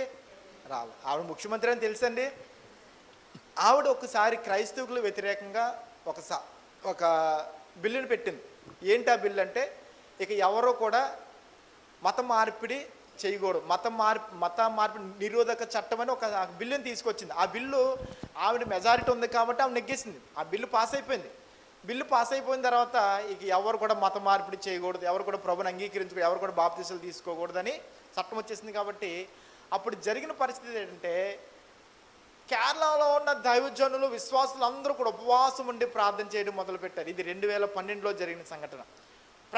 మనకంటే బలమైన విశ్వాసులు, మనకంటే శక్తిగా దేవుళ్ళు ఉండేవారు ఎవరంటే కేరళ వాళ్ళు ఉంటారు. అక్కడికి మన ప్రభుని శిష్యుడైన తోమగారు వచ్చారు అక్కడికి. కానీ చాలా ఉజ్జీవంగా ఉంటారు. కాబట్టి వాళ్ళు పట్టుదలతో ఆ శాసనం మారిపోవాలా, ఆ శాసనం కొట్టివేయబడాలని వారి ఉజ్జీవంతో, ఉపవాసంతో ప్రార్థన చేయగా 2016 సంవత్సరంలో, 2012లో చేస్తే 2016 సంవత్సరంలో ఆ బిల్లును ఆవిడ చేతులతో క్యాన్సిల్ అని కొట్టి పాడేసింది. అమ్మ, అర్థమైందా? మీకు ఏమైనా వినబడ్డదా? 2016లో ఆవిడ మళ్ళీ అధికారంలోకి వచ్చిన తర్వాత ఆ బిల్లుని ఆవిడ ఏం చేసింది? ఈ బిల్లు అనవసరం కొట్టి పాడేసింది. ఇది ఎలా జరిగిందంటే ఉపవాసంలో ఉన్న ప్రార్థన, ఉపవాస ప్రార్థన ద్వారా వచ్చిన శక్తిని బట్టి, ఉపవాస ప్రార్థన ద్వారా జరిగిన కార్యం ఇది. అమ్మ, మీకు ఏదైనా వ్యతిరేకంగా సాతాను పనిచేస్తున్నాడు అనుకోండి, అప్పుడు దేవుడు బలంగా మన పక్షాన పనిచేస్తాడు. ఆ విషయాన్ని మీరు బాగా గుర్తుపెట్టుకోండి. సాతాను నీతో ఎంత గట్టిగా పోరాడుతున్నాడో అంత అధికంగా దేవుడు మన పక్షాన నుండి పోరాడతాడు. సాతాను చేస్తే ప్రతి కుట్రను, కుతంత్రాలు అన్నింటిని కూడా దేవుడు భగ్నం చేస్తాడు. అయితే మనం చేయవలసిన పని ఏంటంటే ఉపవాసంతో ప్రార్థన చేయాలా, అప్పుడు దేవుడు బలమైన కార్యాలు జరిగిస్తాడు. అమ్మ, అర్థమైందండి? మొదటి మాట ఏం చెప్పానండి అమ్మ? మొదటి మాట, ఉపవాసంతో ఉండి మనం ప్రార్థన చేసినప్పుడు దేవుని కరుణాహస్తం మనకు తోడుంటుంది, దేవుని కాపుదల ఉంటుంది. మనం దేవుని యొక్క సన్నిధిలో కనుక మన భక్తి జీవితాన్ని విజయంతో ముందుకు సాగించాలంటే ఆ కాపుదల భద్రత ఎంతో అవసరమని, మనకు మన పిల్లలకు మన ఆస్తికి కూడా దేవుని కాపుదల అవసరమని మొదటి మాటలో చెప్పాను. సరే అమ్మ, ముగించమంటారండి? చెప్పమంటారని ముగించమంటారండి అయ్యగారు? సరే అయితే 3 గంటల దాకా పర్లేదు కదా దగ్గర. చెప్తానండి. ఈ 2 మాటలు అర్థమయ్యండి? అర్థమయ్యా? మీరు ఏం మాట్లాడతలేదు, బుర్ర ఊపుతలేదు, ఏం మాట్లాడతలేదు. సరే, వెరీ గుడ్. మనందరికీ కూడా వ్యతిరేకంగా పనిచేస్తూ మనల్ని ఎప్పుడు కూడా బాధించాలని చూసే ఒక వ్యక్తి ఉంటాడు. ఎవరండి అతను? సాతాను. మనం సంతోషంగా ఉంటే చూస్తూ ఓరవలేడు. మనము మన పిల్లలు సుఖంగా సౌఖ్యంగా బతుకుతూ ఉంటే కొళ్ళు వారలే వలవలని ఏడుతూ ఉంటాడు. ఎప్పుడు ఏడుతూ ఉంటాడో మనల్ని ఎప్పుడు ఎలా దెబ్బ కొడదామని, మనం ఎలా పడగొడదామని చూస్తూ ఉంటాడు. అమ్మా, మన ఆరోగ్యంగా ఉండటం ఇష్టం ఉండదు, మన సంతోషంగా మంచి బట్టలు వేసుకోవటం ఇష్టం ఉండదు, మంచి ఇల్లు కట్టుకున్న ఇష్టం ఉండదు, మన దేవుల్లో భక్తిగా ఉన్న వాడికి ఇష్టం ఉండదు. కాబట్టి వాడు వేసే యొక్క ప్లాన్లన్నీ, సాతాను వేసే అగ్ని బాణాలన్నీ మనం పట్టుకుని పాతాళానికి తొక్కేయాలంటే మనకి దేవుని యొక్క శక్తి చాలా అవసరం. అమ్మ చెప్పండి, దేవుని యొక్క శక్తి చాలా అవసరం. చూడండి, మార్కు సువార్త 9వ అధ్యాయము 29వ వచనాన్ని చదవండి ఒకసారి.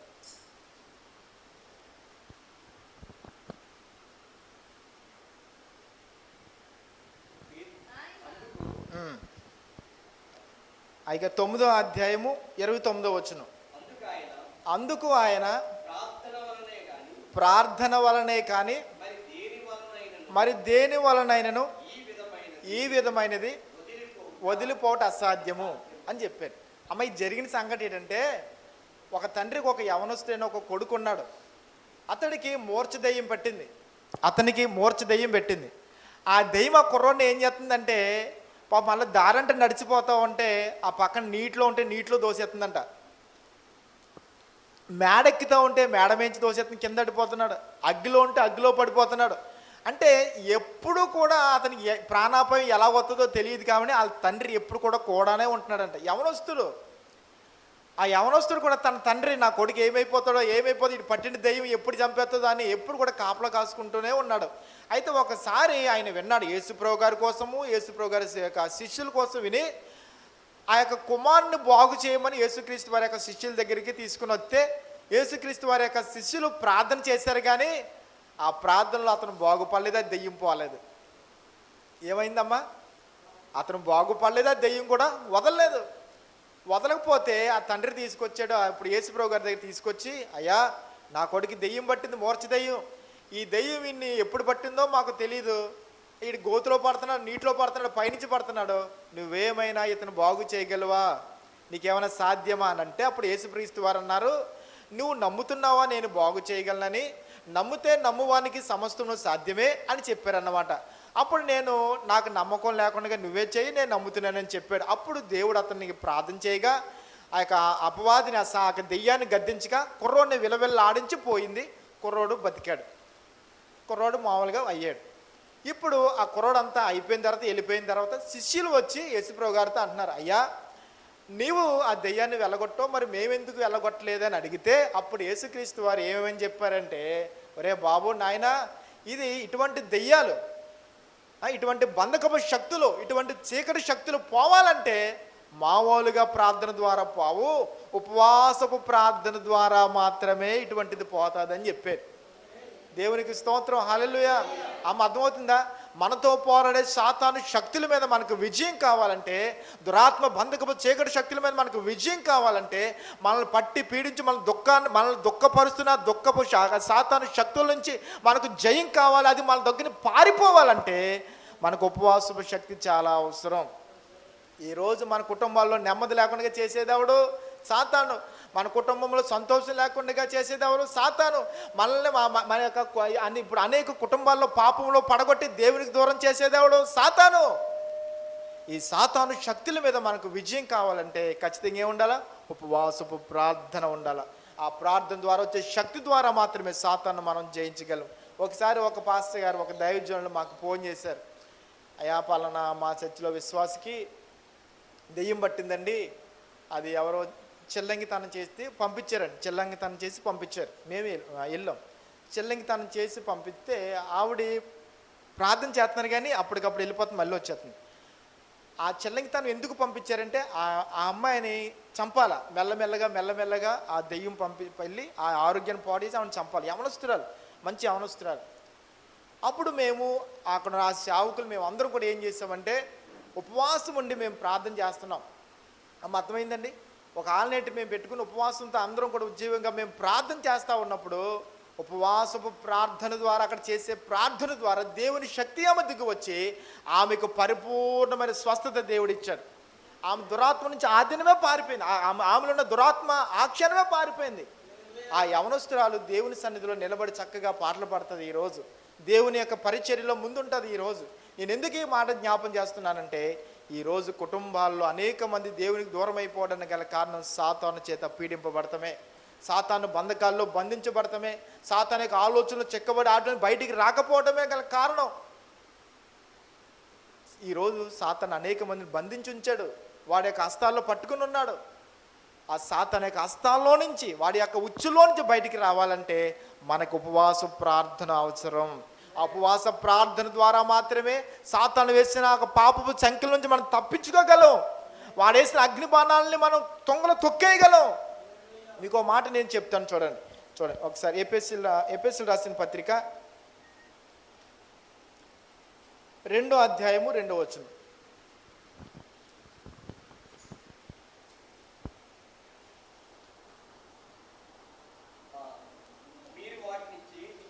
అమ్మ చూడండి మాట జాతి. మీరు వాటిని చేయొచ్చు, వాయుమండల సంబంధమైన అధిపతిని అనగా, ఈ మాట బాగా వినండి, అవిధైల వారిని ప్రేరేపించు, ఇప్పుడు ప్రేరేపించు శక్తి గల అధిపతిని అనుసరించి ఈ ప్రపంచ ధర్మం చొప్పున ముడుపున చాలు.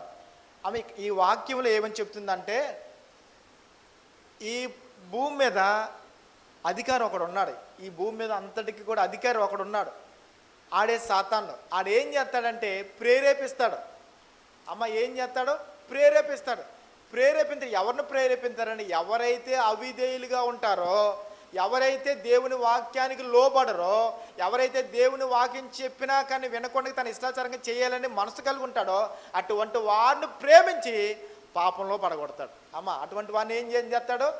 పాపంలో పడగొడతాడు. ఎలాగంటే చూడండి, సాతానికి మనకులా శరీరం లేదు. సాతానికి మనకులా శరీరం ఉందమ్మా? శరీరం లేదు. ఇప్పుడు పాపానికి యొక్క మూల కారణం ఎవరంటే సాతాను. చెప్పండి, పాపానికి మూల కారణం ఎవరు? పాపమే ఆడి దగ్గర నుంచి పుట్టింది. అంటే అబద్ధానికి జనకుడు వాడు.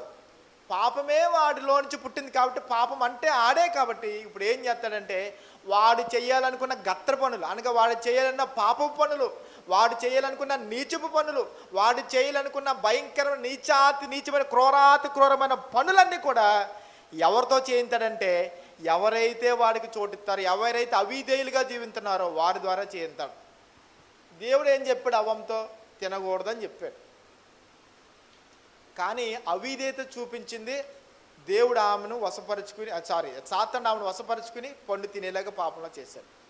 ఈరోజు చూడండి దేవుని వాక్యము తరచుగా మాట్లాడుతుంది. ఏమని మాట్లాడుతావు? రే నువ్వు చెడు చూడకూడదు, చెడు మాట్లాడకూడదు, నువ్వు బూతులు ఆడకూడదు, నువ్వు దొంగతనం చేయకూడదు, నువ్వు వ్యభిచరించకూడదు, నువ్వు క్రీస్తు బిడ్డవు, ఇదిగో నేను పరిశుద్ధుని కాబట్టి నువ్వు పరిశుద్ధంగా జీవించాలని దేవుని వాక్యం ఎంత చెప్పినా కానీ ఆ వాక్యాన్ని వినకుండా విధేయత చూపించడానికి అవిధేయతగా జీవిస్తాడు కదా. ఆడేం చేస్తాడంటే ఆడలో దూరేస్తాడు. ఆడలోకి దూడిపోయి ఆడ ఆలోచనలన్నీ మార్చేసి ఏదైతే చూడకూడదో అది చూసేలాగా చేస్తాడు. ఏదైతే మనం అనుభవించకూడదో దాన్ని అనుభవించేలాగా చేస్తాడు. ఏదైతే తాకకూడదో దాన్ని తాకేలాగా చేస్తాడు. ఏదైతే తినకూడదో దాన్ని తినేలాగా చేస్తాడో. తినేస్తాను కదా, పాపం చేసేస్తాం కదా, అనుభవించేస్తాం కదా, అప్పుడు ఆడు బయటికి పోతాడు. అప్పుడు అనిపిస్తుంది, ఇదేంటి నేను ఎలా చేసేసాను, నేను తాగకూడదు అనుకున్నానే తాకేసానేంటి, నేను చూడకూడదు అనుకున్నాను, అబ్బా చూసేసానే, నేను ఈ పాపం చేయకూడదని ఎంత గట్టిగా అనుకున్నాను, కానీ నేను పడిపోయాను అని అనుకుంటావు. కానీ చేయించింది ఎవడో? సాతాను. నీలో ఉండి అనుభవించింది ఎవడో? సాతాను. నువ్వు దేవుని కుమారుడువు, నువ్వు దేవుని బిడ్డవు, నువ్వు ఒక ప్రశస్తమైన వ్యక్తిగా జీవించాలి. కానీ అలా జీవించకుండా నువ్వు దరిద్రమైన కంపు జీవితాన్ని జీవిస్తున్నావంటే నీ అవిధేయత వల్ల వాడు నిన్ను ప్రేరేపించి పాపంలో పడగొట్టి నీ ద్వారా క్రియలు చేస్తున్నాడు. ఇప్పుడు వాటి నుంచి మరి విడుదల రావాలా? ఆ సాతాను యొక్క బంధకాల నుంచి విడుదల కనగాల, సాతాను శోధన నుంచి విడుదల పొందాలి, జయం పొందాలంటే నీకు ఎలాగ సాధ్యం అంటే నువ్వు ఉపవాసం ఉండి ప్రార్థన చేసినప్పుడు మాత్రమే సాతాను శక్తుల నుండి నీకు విడుదల కలుగుతుంది. సాతాను శోధన నుంచి నీకు జయం ఎప్పుడు వస్తుందంటే ఉపవాసపు ప్రార్థన ద్వారా మాత్రమే. లేకపోతే సాతాను నీవు జయించలేం, సాతాను శక్తిని మనం ఓడించలేం. సాతాను యొక్క కుతంత్రాల శోధనలోంచి మనం జయం పొందాలంటే మనకు ఉపవాసపు ప్రార్థన చాలా అవసరం. చెప్పండి, ఉపవాస ప్రార్థన. ఇటువంటిది పోవాలంటే, ఇటువంటిది వదిలిపోవాలంటే అది ఎవరి వల్ల అంటే ఉపవాసపు ప్రార్థన వల్ల మాత్రమే పోతుంది, కానీ మామూలుగా పోదు. నీ సాతాన్ని ఏడిపిస్తున్నాడా, నిన్ను శోధిస్తున్నాడా, నీ కుటుంబాన్ని ఇబ్బంది పెడుతున్నాడా, నీకు రాత్రులు నిద్ర పట్టట్లేదా, నీకు భయం వేస్తుందా, లేకపోతే మనశ్శాంతి ఉండట్లేదా, దీనికి అంతటికే కారణం ఎవరంటే సాతాను. అవన్నీ కూడా తొలగిపోవాలంటే నీకు దేవుని శక్తి కావాలా. ఆ శక్తి ఉపవాస ప్రార్థన ద్వారా మాత్రమే. నీకు, నీ తలంపులకు, నీకు, నీ బిడ్డలకు, నీకున్న సమస్తానికి కాపుదల భద్రత ఇచ్చే మనసు ప్రశాంతంగా నెమ్మదిగా ఉండాలంటే అది ఉపవాస ప్రార్థన ద్వారా మాత్రమే జరుగుతుందని దేవుని వాక్యము సెలవిస్తూ ఉంది. అర్థమైందండి? కాబట్టి ఏం చేయాలి? మనం ఉపవాస ప్రార్థన చెయ్యాలి, అడగాల. ప్రభా, సాతాను వాడి శక్తుల మీద నాకు జయం దయచేయి, సాతాను యొక్క పోరాటం నాకు విడుదల దయచేయి, నాకు వాడు నన్ను శోధించే ప్రతి శోధన, వాడు నా మీద వేసే ప్రతి అగ్నిబాణము, సాతాను వేసే ప్రతి ఒక్క మంత్రపు శక్తుల నుండి నాకు జయం కలగాలంటే ఉపవాస ప్రార్థన అవసరమని ఆయన సన్నిధిలో మనం మొరపెడితే, ఉపవాసంతో మొరపెడితే దేవుడు గొప్ప విజయాన్ని దేవుడు మనకి ఇస్తాడు. చూడండి, నేను ఇంకొక మాట చెప్పి నేను ముగిస్తాను. దేవునికి స్తోత్రం, హల్లెలూయా. అమ్మ, ఏమైనా అర్థమవుతుందండి? ఏమన్నా అర్థమైందండి? అర్థమైపోయిందండి. సరే, ఇప్పుడు చూడండి, మనం సుఖకరమైన ప్రయాణం సాగించడానికి ఉపవాస ప్రార్థన అవసరమని, మనము, మన కుటుంబం, మన పిల్లలు భద్రంగా ఉండాలంటే ఉపవాస ప్రార్థన అవసరమని, తర్వాత దేవుడు యొక్క ఆశ్చర్యమైన కార్యాలు, అద్భుతమైన కార్యాలు చూడాలంటే ఉపవాస ప్రార్థనని, సాతాను శక్తుల మీద మనం జయం పొందడం ఉపవాస ప్రార్థన అవసరమని మనం విన్నాం. ఈ మాట దేవుని యొక్క కరుణ మనం పొందుకోవాలా. కరుణ పొందుకోవాలంటే, దేవుని యొక్క ప్రేమను మనం పొందుకోవాలంటే, దేవుని యొక్క జాలిని మనం పొందుకోవాలంటే ఉపవాస ప్రార్థన చాలా అవసరం. ఉపవాస ప్రార్థన చాలా అవసరం. దేవుని కరుణ, దేవుని జాలి, దేవుని ప్రేమ, దేవుని యొక్క దయ లేకుండా మనం ఏమన్నా చేయగలమండి? చేయలేం. మానవుడు దేవుని యొక్క దయ, ప్రేమను పొందుకోలేడు. ఎందుకంటే మానవుడు చాలా పాపి.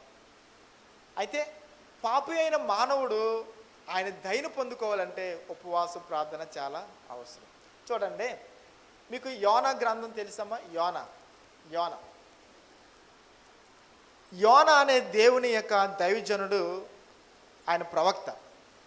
దేవుడు ఏం చెప్పాడంటే, నినివే అనే మహాపట్టణం ఉంది, ఆ పట్టణ ప్రజలు దేవునికి చాలా దుర్మార్గులుగా జీవించారు. వింటున్నారా? దేవుడి ప్రజలకి, దేవుడు అంటే నినివే పట్టణ ప్రజలకి ఇష్టం లేదు. వారి పాపం అంతా పరిపక్వత చెందింది. చాలా దుర్మార్గులు, వాళ్ళు చాలా హేయమైన క్రియలు చేసేవారు. కాబట్టి దేవుని యొక్క ఉగ్రత వారి మీదకి వచ్చి ఇప్పుడు తన సేవకుడైన యోనాతో చెప్తున్నాడు, యోనా, నేను నినివే అనే మహాపట్టణాన్ని నాశనం చేయాలనుకుంటున్నాను, నువ్వు వెళ్ళి వారికి ఈ మాట చెప్పు. ఏమన్నారు? నీ వెళ్ళి వారికి ఈ మాట చెప్పు అని చెప్పినప్పుడు మొదట అవిధేయత చూపించినా, ఎవడైతే మాట ఏండో వాళ్ళ మాట వినేలాగే దేవుడు చేస్తాడు. మెల్లదిప్పి, మన భాషలో చెప్పాలంటే మెల్లదిప్పి ఏం చెప్పాడు? మెడబట్టుకుని మెడదిప్పి లైన్లో పెట్టి, నువ్వు వెళ్ళకపోతే ఇంకా దారుణమైన పరిస్థితి ఉంటుందని చెప్పి పంపించి అప్పుడు చెప్పాడు, ఇంకొక 3 దినాల్లో ఏమవుతుంది, ఇంకొక 40 రోజుల్లో ఈ నినివే పట్టణం నాశనం అయిపోతుంది, దేవుడు ఉగ్రత మీ మీదకి వచ్చేస్తుంది, మీరు చేసిన క్రియలు దేవుడి దృష్టికి చాలా చెడ్డగా కనపడ్డాయి, కాబట్టి మీ పని అయిపోయింది అని చెప్పేసి సాటించేసాడు. అంతే. 3 రోజులు ప్రయాణం చేయడం, 1 రోజే చేశాడు. అప్పుడు వారు చేసిన పని ఏంటంటే, నేను చెప్తున్నా, అప్పుడు వారు చేసిన పని ఏంటంటే, ఆ నినివే పట్టణ రాజు మొదలుకుని, అమ్మ తల్లి ఒడిలో ఉన్న పసిబిడ్డ మొదలుకుని, సాల్లో ఉన్న పశువులు మొదలుకుని అన్నీ కూడా గోనె బట్ట కట్టుకుని బూడిద నెత్తిమీద వేసుకుని ఉపవాసం ఉండి ప్రార్థన చేయడం మొదలుపెట్టారు. ఏమని? అయ్యా మేము పాపం చేసాం, అయ్యా మేము దోషం చేసాం, అయ్యా మేము తప్పు చేసాం, అయ్యా మేము మానవులు, మమ్మల్ని క్షమించు, మా మీదకి వస్తున్న ఈ కీడు రాకుండా నువ్వు కాపాడిన ఉపవాసముతో మొత్తం ఆ పట్టణంలో ప్రతి వ్యక్తి కూడా ఉపవాసం ఉండి ప్రార్థన చేయడం మొదలు పెడితే, వారి మీదకి దేవుడు చేస్తానన్న కీడు చేయక దేవుడు వారి మీద కృప చూపించాడు, వారి మీద కనికరం చూపించాడు దేవుడు, వారి మీద దేవుని ప్రేమ చూపించాడు. అమ్మ చూడండి, ఈ మాట మీకు నేను ఇంకొక మాట కూడా చెప్తాను. వాళ్ళు పాపం చేశారు, రైటే, కానీ దేవుని ప్రజ అయినవాడు, దేవుని ఎరిగినవాడు, దేవుని వాక్యం ఎరిగినవాడు ఒక దుర్మార్గుడు ఉన్నాడు. అమ్మ అర్థమవుతుందా? ఈ మాట బైబిల్లో దేవుడే చెప్పాడు, ఒక దుర్మార్గుడు ఉన్నాడు. అటువంటి దుర్మార్గమైన వ్యక్తి వేరొకడు ఎవడు కూడా ఉండడు. అతను ఇశ్రాయేలు పరిపాలించిన ఒక రాజు. ఆ రాజు పేరు ఏం పేరు మీరు ఏమైనా చెప్తారా? కాదు, సౌలు కన్నా మహాభయంకరమైన కిరాతకుడు, పరమ దుర్మార్గుడు, నీచ నికృష్టమైన దౌర్భాగ్యమైన వాడు. అటువంటి చక్రం అంటే దేవుడే చెప్పాడు, అతడు వంటి దుర్మార్గుడు వేరొకడు లేడని చెప్పాడు. అతను ఎవరంటే ఆహాబు. ఆహాబు యెజబెల్ అనేది ఒక స్త్రీని వివాహం చేసుకుని, ఆ స్త్రీ ఏమైతే చెప్పిందో దాని ప్రకారంగా చేసి దేవునికిని దేవుని ప్రజలకు వ్యతిరేకంగా తిరిగాడు. అంతేనా? దేవుని ప్రజలందరినీ పాపంలో పడగొట్టి దేవుని యొక్క శాపానికి, దేవుని యొక్క ఉగ్రతకు కారణమైన వ్యక్తి ఎవరంటే ఆహాబు. దేవుని ప్రజలు, దేవుని దేశము ఇశ్రాయేల్ దేశం అంతా నాశనమైపోవడానికి గల ప్రధాన కారణం ఎవరంటే ఆహాబు. ఈ ఆహాబు ఒకసారి ఏం చేశారంటే, నాబోతు అని ఒక ద్రాక్ష తోట ఉంటే ఆ యొక్క తన భార్య చెప్పిన మాట ప్రకారంగా ఒక నిర్దోషమైన ఒక వ్యక్తిని చంపేసి పొలాన్ని తీసుకున్నాడు. అప్పుడు దేవుని యొక్క ఉగ్రత అతని మీదకి వచ్చింది, అతను చేసిన క్రియలన్నిటి బట్టి ఉగ్రత వచ్చింది. అప్పుడు ఏలియా అనే దైవజనుడు వెళ్ళి చెప్పాడు. ఈ మాట మీరు ఒకసారి చదువురు కానీ, రాజుల గ్రంథం, మొదటి రాజుల గ్రంథము 21వ అధ్యాయము 27 వచ్చిన కానీ ఒకసారి చదవండి, 29 వచ్చిన దాకా. మొదటి రాజులు 21వ అధ్యాయము 27 వచ్చిన కానీ ఒకసారి చదవండి. ఆహాబు ఆ మాటలు విని ఈ మాట వినండి. ఆహాబు ఆ మాట విని వస్త్రాలు చింపుకుని, గోనె బట్ట కట్టుకుని, ఉపవాసం ఉండి, గోనె బట్ట మీద పడుకుని, సాగిల పడి పడుకుని యాతన పడుతున్నాడు, ఏడుస్తూ ఉన్నాడు. ఇప్పుడు యెహోవాకు ఏలియాకు ప్రత్యక్షమై ఎలాగ చెప్పాడు. ఏమనంటే, ఆహాబు నాకు భయపడి ఎంత వినయంగా నడుచుకుంటున్నాడో చూసితివా, నాకు భయపడి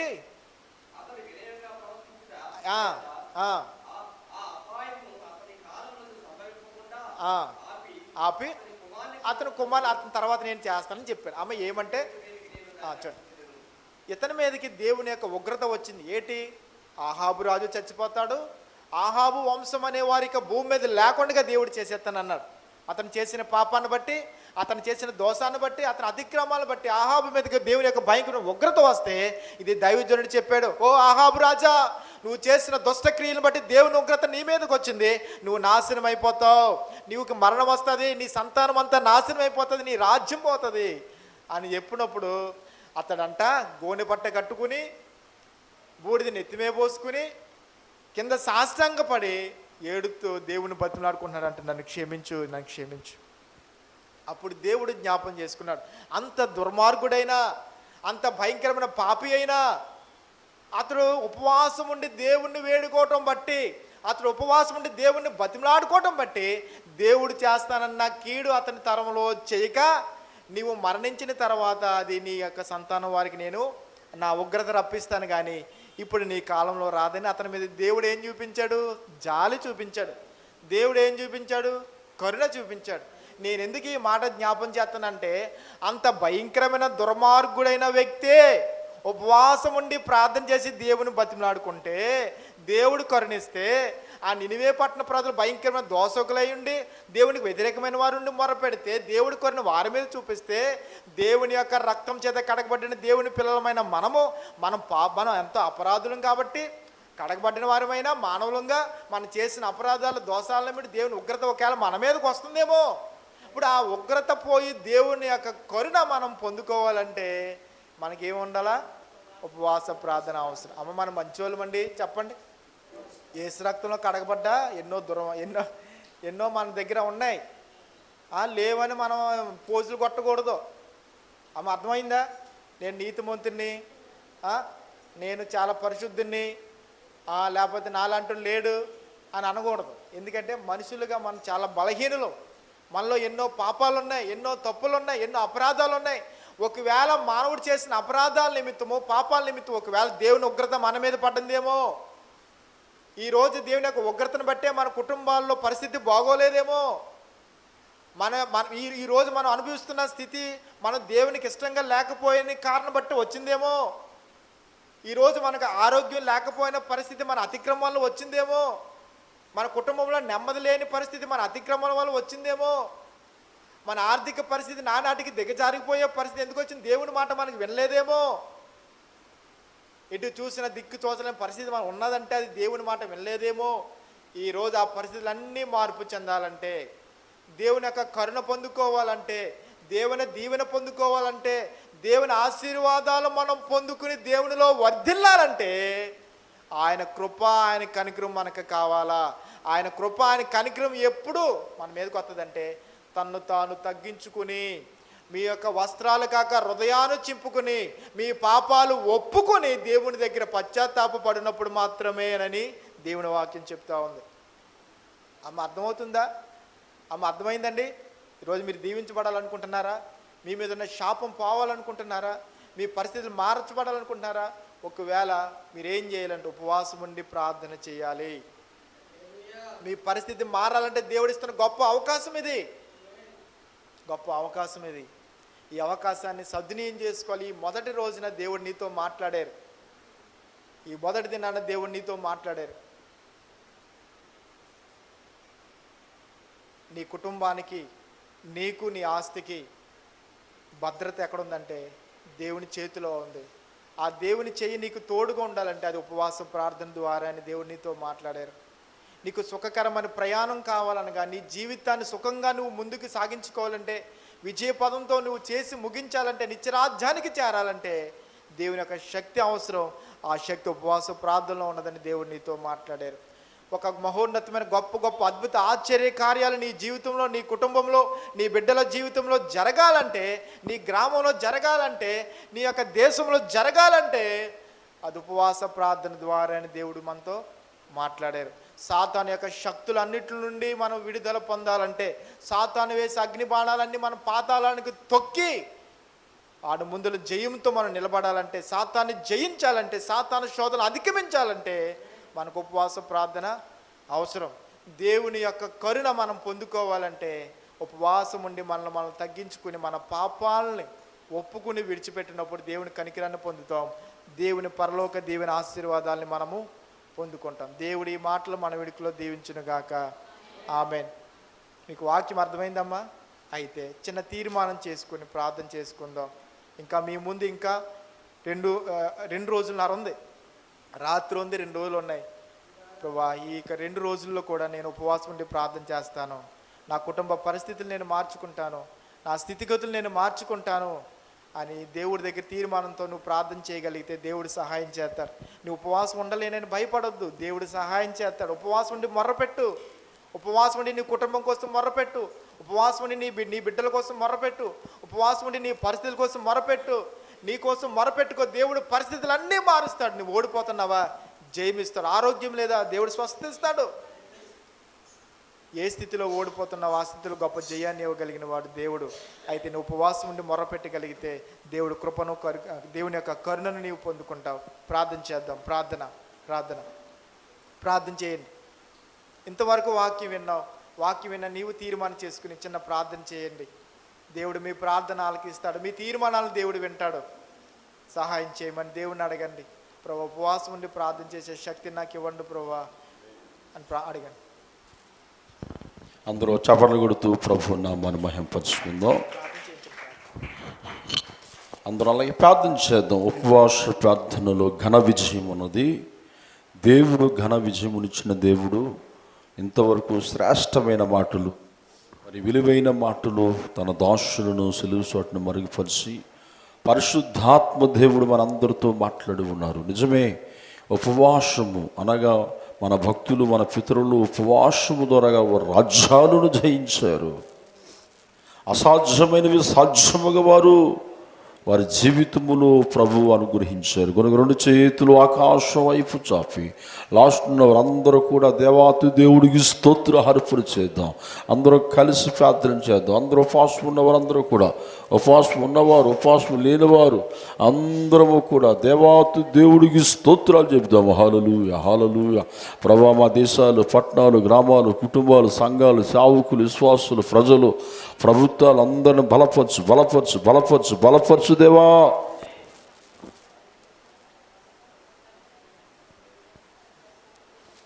ప్రతి ఒక్కరు ప్రార్థన పూర్వకంగా ఉందాం. దేవా, మా వీధి వారిని, మా గ్రామస్తులను, మా దేశస్తులను అందరిని మీరు బలపరచండి దేవా. ఎక్కడ చూసిన యుద్ధాలు, భూకంపాలు ప్రభా నాయనా, అకాల మరణాలు ప్రభా నాయన అందరిని బలపరచండి దేవా.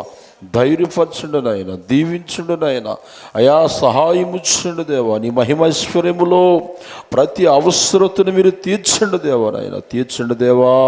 ఇదిగో నాయన, ఎక్కడ చూసిన భూకంపాలు, యుద్ధాలు నాయన, ఆస్తి నష్టము, ప్రాణ నష్టము జరుగుతుందయ్యా. ఎక్కడ చూసిన అకాల మరణాలు, రోడ్డు ప్రమాదాలు, రకరకాల భయంకర వ్యాధులు, ఈ లోకములో ఘన విజయము పొందటానికి ఉపవాస ప్రార్థన వలన మనకు జయము. తన దాసుల ద్వారా దేవుడు మనతో మాట్లాడి ఉన్నారు. ప్రభా, ఇదిగో ఈ భూమి మీద ఉన్న సకల దేశాలు, సకల కోట్ల ప్రజలు, సంఘాలు, సావుకులు, సువార్థకులు, విశ్వాసులు, ప్రజలు, ప్రభుత్వాలు నేను అందరినీ మీరు బలపరచమని మేము ప్రార్థన చేస్తున్నాం. ధైర్యపరచమని మేము ప్రార్థన చేస్తున్నాం. వ్యాధులతో, బాధలతో, దుఃఖముతో, కన్నీడుతో, రుణాలతో, సమస్యలతో కలవరముతున్న విడుదలందరికీ విడుదల, విడుదల, విడుదల, విడుదల. యేసు నామములో విడుదల కలుగునుగాక. యేసు నామములు విడుదల కలుగునుగాక. గొప్ప ఘన జీవితం కుటుంబాలకు, బిడ్డలకు దేవుడు అనుగ్రహించునుగాక.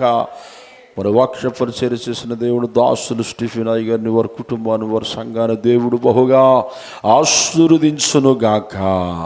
ఈ సమయంలో ప్రార్థన చేసుకుందాం. మరి దైవకృప ముందుకు వచ్చి ప్రార్థన చేస్తారు. ఆ తర్వాత రామ్ మోజెస్ గారు ప్రార్థన చేస్తారు, లాజరస్ గారు ప్రార్థన చేస్తారు. మనం ముగించుకుని అందరూ కూడా ప్రార్థనలు ఏకీవించండి అమ్మా, ప్రార్థనలు ఏకీవించండి. హల్లెలూయా, హల్లెలూయా. అందరూ కూడా రెండు చేతులు ఆకాశం వైపు.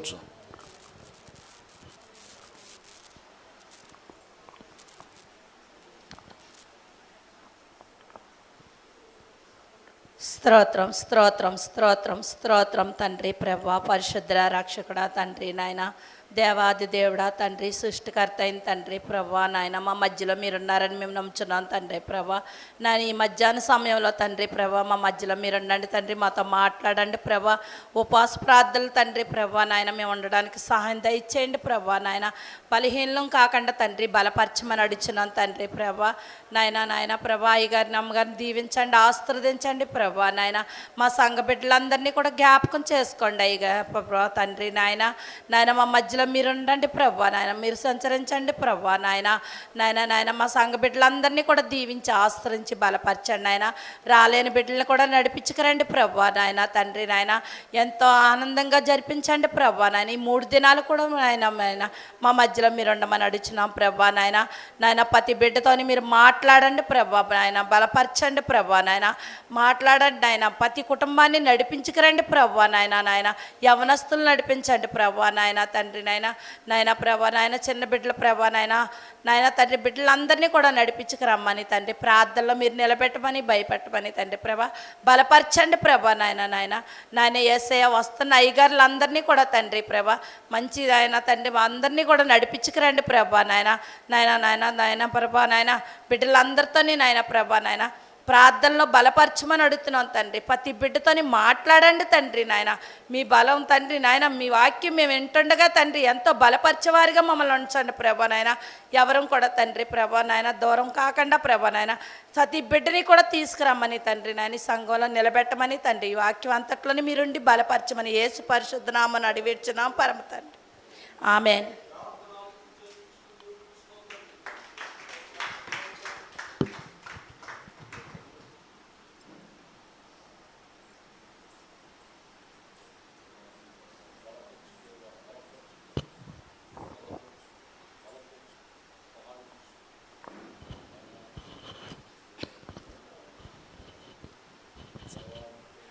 స్తోత్రములు స్తోత్రములు స్తోత్రములు స్తోత్రములు స్తోత్రములు స్తోత్రములు స్తోత్రములు తండ్రి నాయన. నా ప్రభా నీకే స్తుతులు స్తోత్రాలు తండ్రి నాయన. మహోన్నతుడా మహోగరుడా నీ ఘనమైన మన కొందనాలు దేవా నీ స్తోత్రములు తండ్రి నాయన. నా యేసయ్యా నీ కొందనాలు తండ్రి నాయన. నా యేసయ్య 9 మాసాలు కూడా కాచి కాపాడి తండ్రి నాయన. ఈ 10వ నెలలో తండ్రి నాయన నా యేసయ్య మొదట ప్రార్థనలో మీరున్నారు దేవా నీ స్తోత్రాలు తండ్రి నాయన. పాటల్లో మీరున్నారు తండ్రి నాయన. వాక్య పరిసరలో కూడా మీరున్నారు తండ్రి నాయన. నా ప్రభా నా యేసయ్య బలవంతులుగా తండ్రి నాయన నా యేసయ్య ప్రార్థన చేస్తే తండ్రి నాయన నా ప్రభా నా యేసయ్య మీరు శక్తిస్తారని తండ్రి నాయన. నా ప్రభా నాయన ప్రభా నీ దైవజనులతో మీరు మాట్లాడని దారాన్ని బట్టి నీకు వందనాలు తండ్రి నాయన. నా యేసయ్య మేమందరం కూడా బలం పొందుకోవడానికి సహాయం చేయండి తండ్రి. నీ కృపను అనుగ్రహించండి తండ్రి. నా యేసయ్య వచ్చిన దైవజనులంతట్లో కూడా నీ కృప దయచేయండి తండ్రి నాయన. నా ప్రభా నా యేసయ్య ఇప్పుడు మాట్లాడుతుండగా కూడా తండ్రి నాయన నా యేసయ్య మీరు ఎంతగానో మాట్లాడి దైవజనులతో కూడా మీరు మాట్లాడండి తండ్రి. దర్శించండి తండ్రి. మీరే సహాయం చేయమని నాయన నా ప్రభా నాయన ప్రభు విన్న వాక్యం అంతట్లో కూడా నీ కృప దయచేయండి దేవా. నీ ప్రేమ దయచేయమని సహాయం చేయండి తండ్రి నాయన. నా ప్రభా మంచి వాతావరణం కూడా దయచేయండి తండ్రి నాయన. నా ప్రభా నా యేసయ్య మైక్ చెట్లు కూడా పనిచేయడానికి కూడా సహాయం చేయండి తండ్రి నాయన. నా ప్రభా కరెంటు కూడా సమృద్ధిగా దయచేయండి తండ్రి నాయన. నీరుని దయచేయండి దేవా నాయన. నా ప్రభా కావాల్సిన ప్రతి ఈవులో కూడా మీరు సిద్ధపరచండి తండ్రి. మీరే సహాయం చేయమని తండ్రి నాయన. నా యేసయ్య వచ్చిన బిడ్డలందరినీ కూడా దీవించి ఆశీర్వదించి బలపరిచి సహాయం చేయండి తండ్రి. 5 రొట్టెలు 2 చేపలు 5,000 మందికి పంచిపెట్టి తండ్రి 12 గంపలు మిగిలిసిన దేవాని స్తోత్రములు తండ్రి. అన్నీ కూడా సమృద్ధిగా దయచేసి సహాయం చేయమని తండ్రి నాయన. ఈ చిన్న ప్రార్థన పాదసన్నిధికి చేర్చుకొని ప్రార్థనకు బలం జవాబు దయచేయమని త్వరలో రాబోతున్న ఇసుకిస్తూ బంగారు బద్దలు పట్టుకుని వేలుకుంటున్నాం తండ్రి. ఆమె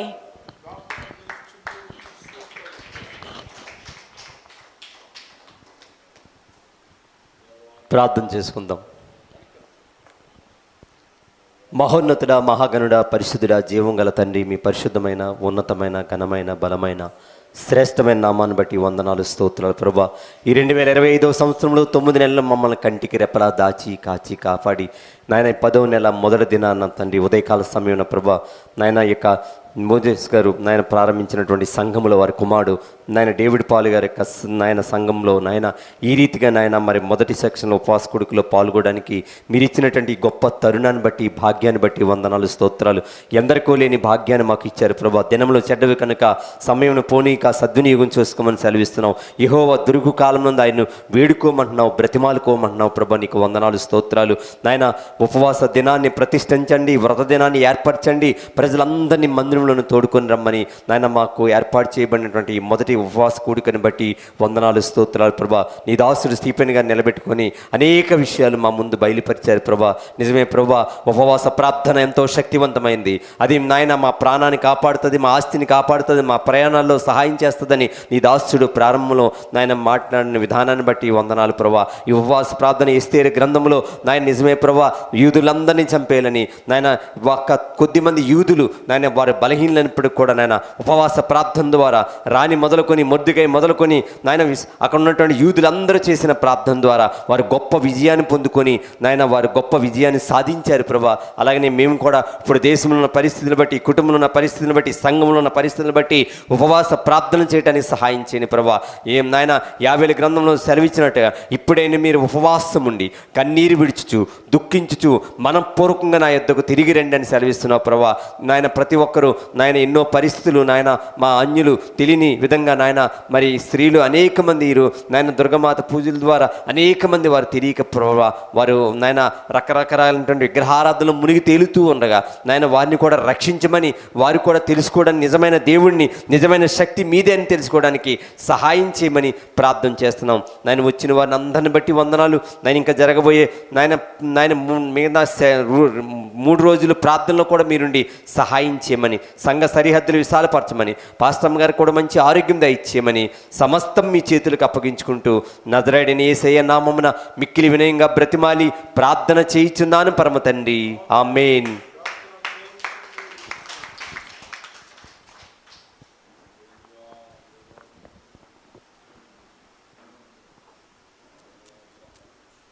దేవాని స్తోత్రము స్తోత్రము స్తోత్రము స్తోత్రము స్తోత్రము స్తోత్రము. పరిశుద్ధుడానికి స్తోత్రము, పరమందు ఆసేనుడానికి స్తోత్రము. నాయన దేవా, ఈ దినము ఉదయకాలము నుండి ప్రభువా అయా ఉదయకాలపు ఆరాధనలో ప్రభువా అయా నువ్వు మాతో ఉండి నాయన అద్భుత రీతిగా నా తండ్రి మమ్మలను బలపరిచిన విధానాన్ని బట్టి నీకు వందనాలు ప్రభువా. ఇదిగో నాయనా నా తండ్రి, మా తండ్రి 3 దినాలు ఉపవాస కూడుకులు ప్రభువా. నా తండ్రి నా తండ్రి నా తండ్రి మొదట నాయన ఆరాధనలో ప్రభువా ఇదిగో నీ దాసులో టిఫిని గారిని ప్రభువా నిలబెట్టుకొని ప్రభువా అద్భుత రీతిగా నాయన ఉపవాసం ఉంటే ఎలా ఉంటుందో ప్రభువా, ఉపవాసం ఉంటే ఏమి జరుగుతుందో నాయన, అలాంటి విషయాలు నాయన నీ దాసుల్లో ఉండి మాతో మాట్లాడిన విధానాన్ని బట్టి నీకు వందనాలు నాయన. అలాగనే నాయన మొద్దుకాయని పెట్టి ప్రభువా, నా తండ్రి ఎస్తేరుని పెట్టి ప్రభువా, అలాగనే నాయన నా తండ్రి 40 దినాలు ఉపవాసం అండి నా తండ్రి నీవే నాయన గొప్ప దేవుడా, పరిశుద్ధుడా. నీవు 40 దినాలు ఉపవాసం ఉన్నప్పుడే ప్రభువా సాతాను వచ్చి ఎంతో శోధించింది ప్రభువా. అయినను ఉపవాసం ద్వారా ప్రభువా దాన్ని జయించి తండ్రి గొప్ప దేవుడా నా తండ్రి. అలాంటి నాయన ఇదిగో నీ బిడలగా నా తండ్రి నీ సన్నిధిలో ప్రభువా అంగలారుస్తున్నాము నాయన, రోధిస్తున్నాము, ప్రాళాపిస్తున్నాము తండ్రి నా తండ్రి. ఉపవాసం ద్వారా ప్రభువా మాకుండే ఒడిదుడుకులన్నీ ప్రభువా, మాకుండే కలవరములన్నీ ప్రభువా, మాకుండే ప్రభువా చిక్కులు చికాకులన్నీ ప్రభువా యేసుని నామములో దూరపరచండి ప్రభువా. బలమైన సాధనములుగా ప్రభువా నీ పాదాల దగ్గర కనిపెట్టి మొర్రపెట్టే బిడ్డలుగా ప్రభువా అయ్యా నీ సన్నిధిలో రోధించేవారిగా, ప్రాళాపించేవారిగా, అంగలార్చేవారిగా, విలపించేవారిగా ప్రభువా నా తండ్రి, ప్రార్థనాపరులుగా ప్రభువా, ప్రార్థన యోగ్యులుగా ప్రభువా దేవాని బిడ్డలైన మమ్మల్ని అందరినీ ప్రభువా నా తండ్రి ఉపవాసం ద్వారా ప్రభువా దేవా నా తండ్రి సాతాన్ని ఓడించే విజయాన్ని మాకు దయచేయండి ప్రభువా. సాతానుపై గొప్ప విజయాన్ని మాకు దయచేయండి ప్రభువా. సాయం చేయండి, దీవించండి, ఆశీర్వదించండి దేవా నా తండ్రి. ఇంకా 5 కూడికలు ఉన్నాయి ప్రభువా దేవా. ఈ 5 ఆరాధనలో ప్రభువా నీ ఉండే ప్రభువా, నీ దాసుల్లో ఉండే ప్రభువా దేవా. నీ దాసులను బహు బలంగా మీరు వాడుకొని అద్భుత కార్యాలు సూచక్రియలు చేయండి ప్రభువా. నీకు మహిమ రాగలటుకు, ఘనత రాగలటుకు సాయం చేయమని, దీవించి ఆశీర్వదించమని యేసు పరిశుద్ధ నామంలో ఈ ప్రార్థన అడిగి వేడుకొనుచున్నాము తండ్రి. ఆమేన్. సమయం ఇచ్చిన దేవుని దాసులకు నా హృదయపూర్వక వందనాలు. అందరూ లేచి నిలబడదాం. అందరూ లేచి నిలబడి 2 చేతులు ఆకాశం వైపు చాపుదాం. ప్రభు మనతో మాట్లాడిన దేవుడు, మన అందరి ప్రార్థనలు ఆలకించిన దేవునికి అందరం ఒకసారి మంచి వాతావరణం, మంచి అనుకూలతను ప్రభు ఇచ్చి నడిపించినందుకు ఒకసారి ఏకస్వరముతో దేవాతి దేవుడికి స్తోత్రాలు చెబుదాం. హల్లెలూయా. ప్రతి ఒక్కరు తండ్రి యొక్కయు, కుమారుని యొక్కయు, పరిశుద్ధాత్మ ఆయన పిల్లలైన మనందరికీ ఈ దినము ఉదయకాల సమయంలో మొదటి దినము మరి స్టిఫెన్ అయ్య గారు మెరుగుపరిచి దేవుడు మనతో మాట్లాడి ఉన్నారు. తన దాసులకును సంఘమునకును వచ్చిన అందరికీ ఆయా స్థలాల ఆయా ప్రాంతంలో బిడ్డలకు ఈ దినం వదులుకుని జరుగుతున్న కార్యక్రమాలకును ఈ ప్రార్థనలో పాల్పంచిన బిడ్డలందరికీ ఆయన కృప, కనికరము, కాపుదల, ప్రసన్నత, ఆయన ఆశీస్సులు, ఆశీర్వాదాలు, ఆయనకు నిండు దీవెనలు ఇప్పుడు ఎల్లప్పుడూ సదాకాలం అనుగ్రహించి నడిపించునుగాక. సంఘమైన మహిమతో నింపబడునుగాక, నూతన ఆత్మలతో నింపబడునుగాక. దైవజనులు రానున్న దైవజనులందరూ దేవుడు బలమైన సాధనగా ప్రభు వాడుకునుగాక. పాటలు పాడే గాయకులు ప్రార్థించిన వారిని అందరినీ ప్రభు వాడుకునుగాక. ప్రార్థించిన వారిని సహకరించమని ప్రోత్సహించిన వారిని అందరినీ ప్రభు దీవించి ఆశీర్వదించి నడిపించునుగాక. అన్ని జనుల ఆత్మలతో నింపబడునుగాక. ప్రతి ఆత్మ బలమైన ఆత్మ పెరిగి స్థానానికి వచ్చి అందరము ఏక స్వరముతో ప్రభువుకు ప్రార్థించి ఆశీర్వదింపబడునుగాక, దీవించబడునుగాక. గొప్ప మారు మనుషులైన వారికి మారుమనసు, రక్షణ, స్వస్థత యేసు నామములో అనుగ్రహింపబడునుగాక, యేసు నామములో అనుగ్రహింపబడునుగాక. యెరూషలేము యెహోవాయే కాటుచున్నవాడని వారు గాయములన్నీయు బాగు చేయు వాడని దేవునికి స్తోత్రము గానము చేయుటయే మంచిది. మనమందరము స్తుతి గానము చేయుటయే మంచిది. యేసు రక్తమే ప్రభు రక్తమే ప్రభు రక్తము సంపూర్ణ విజయం, అపవాది క్రియలకనంత నాశనము కలుగునుగాక. క్రీస్తు మహారాజుకే, రానే ఉన్న రాజుకే. God bless you. God bless.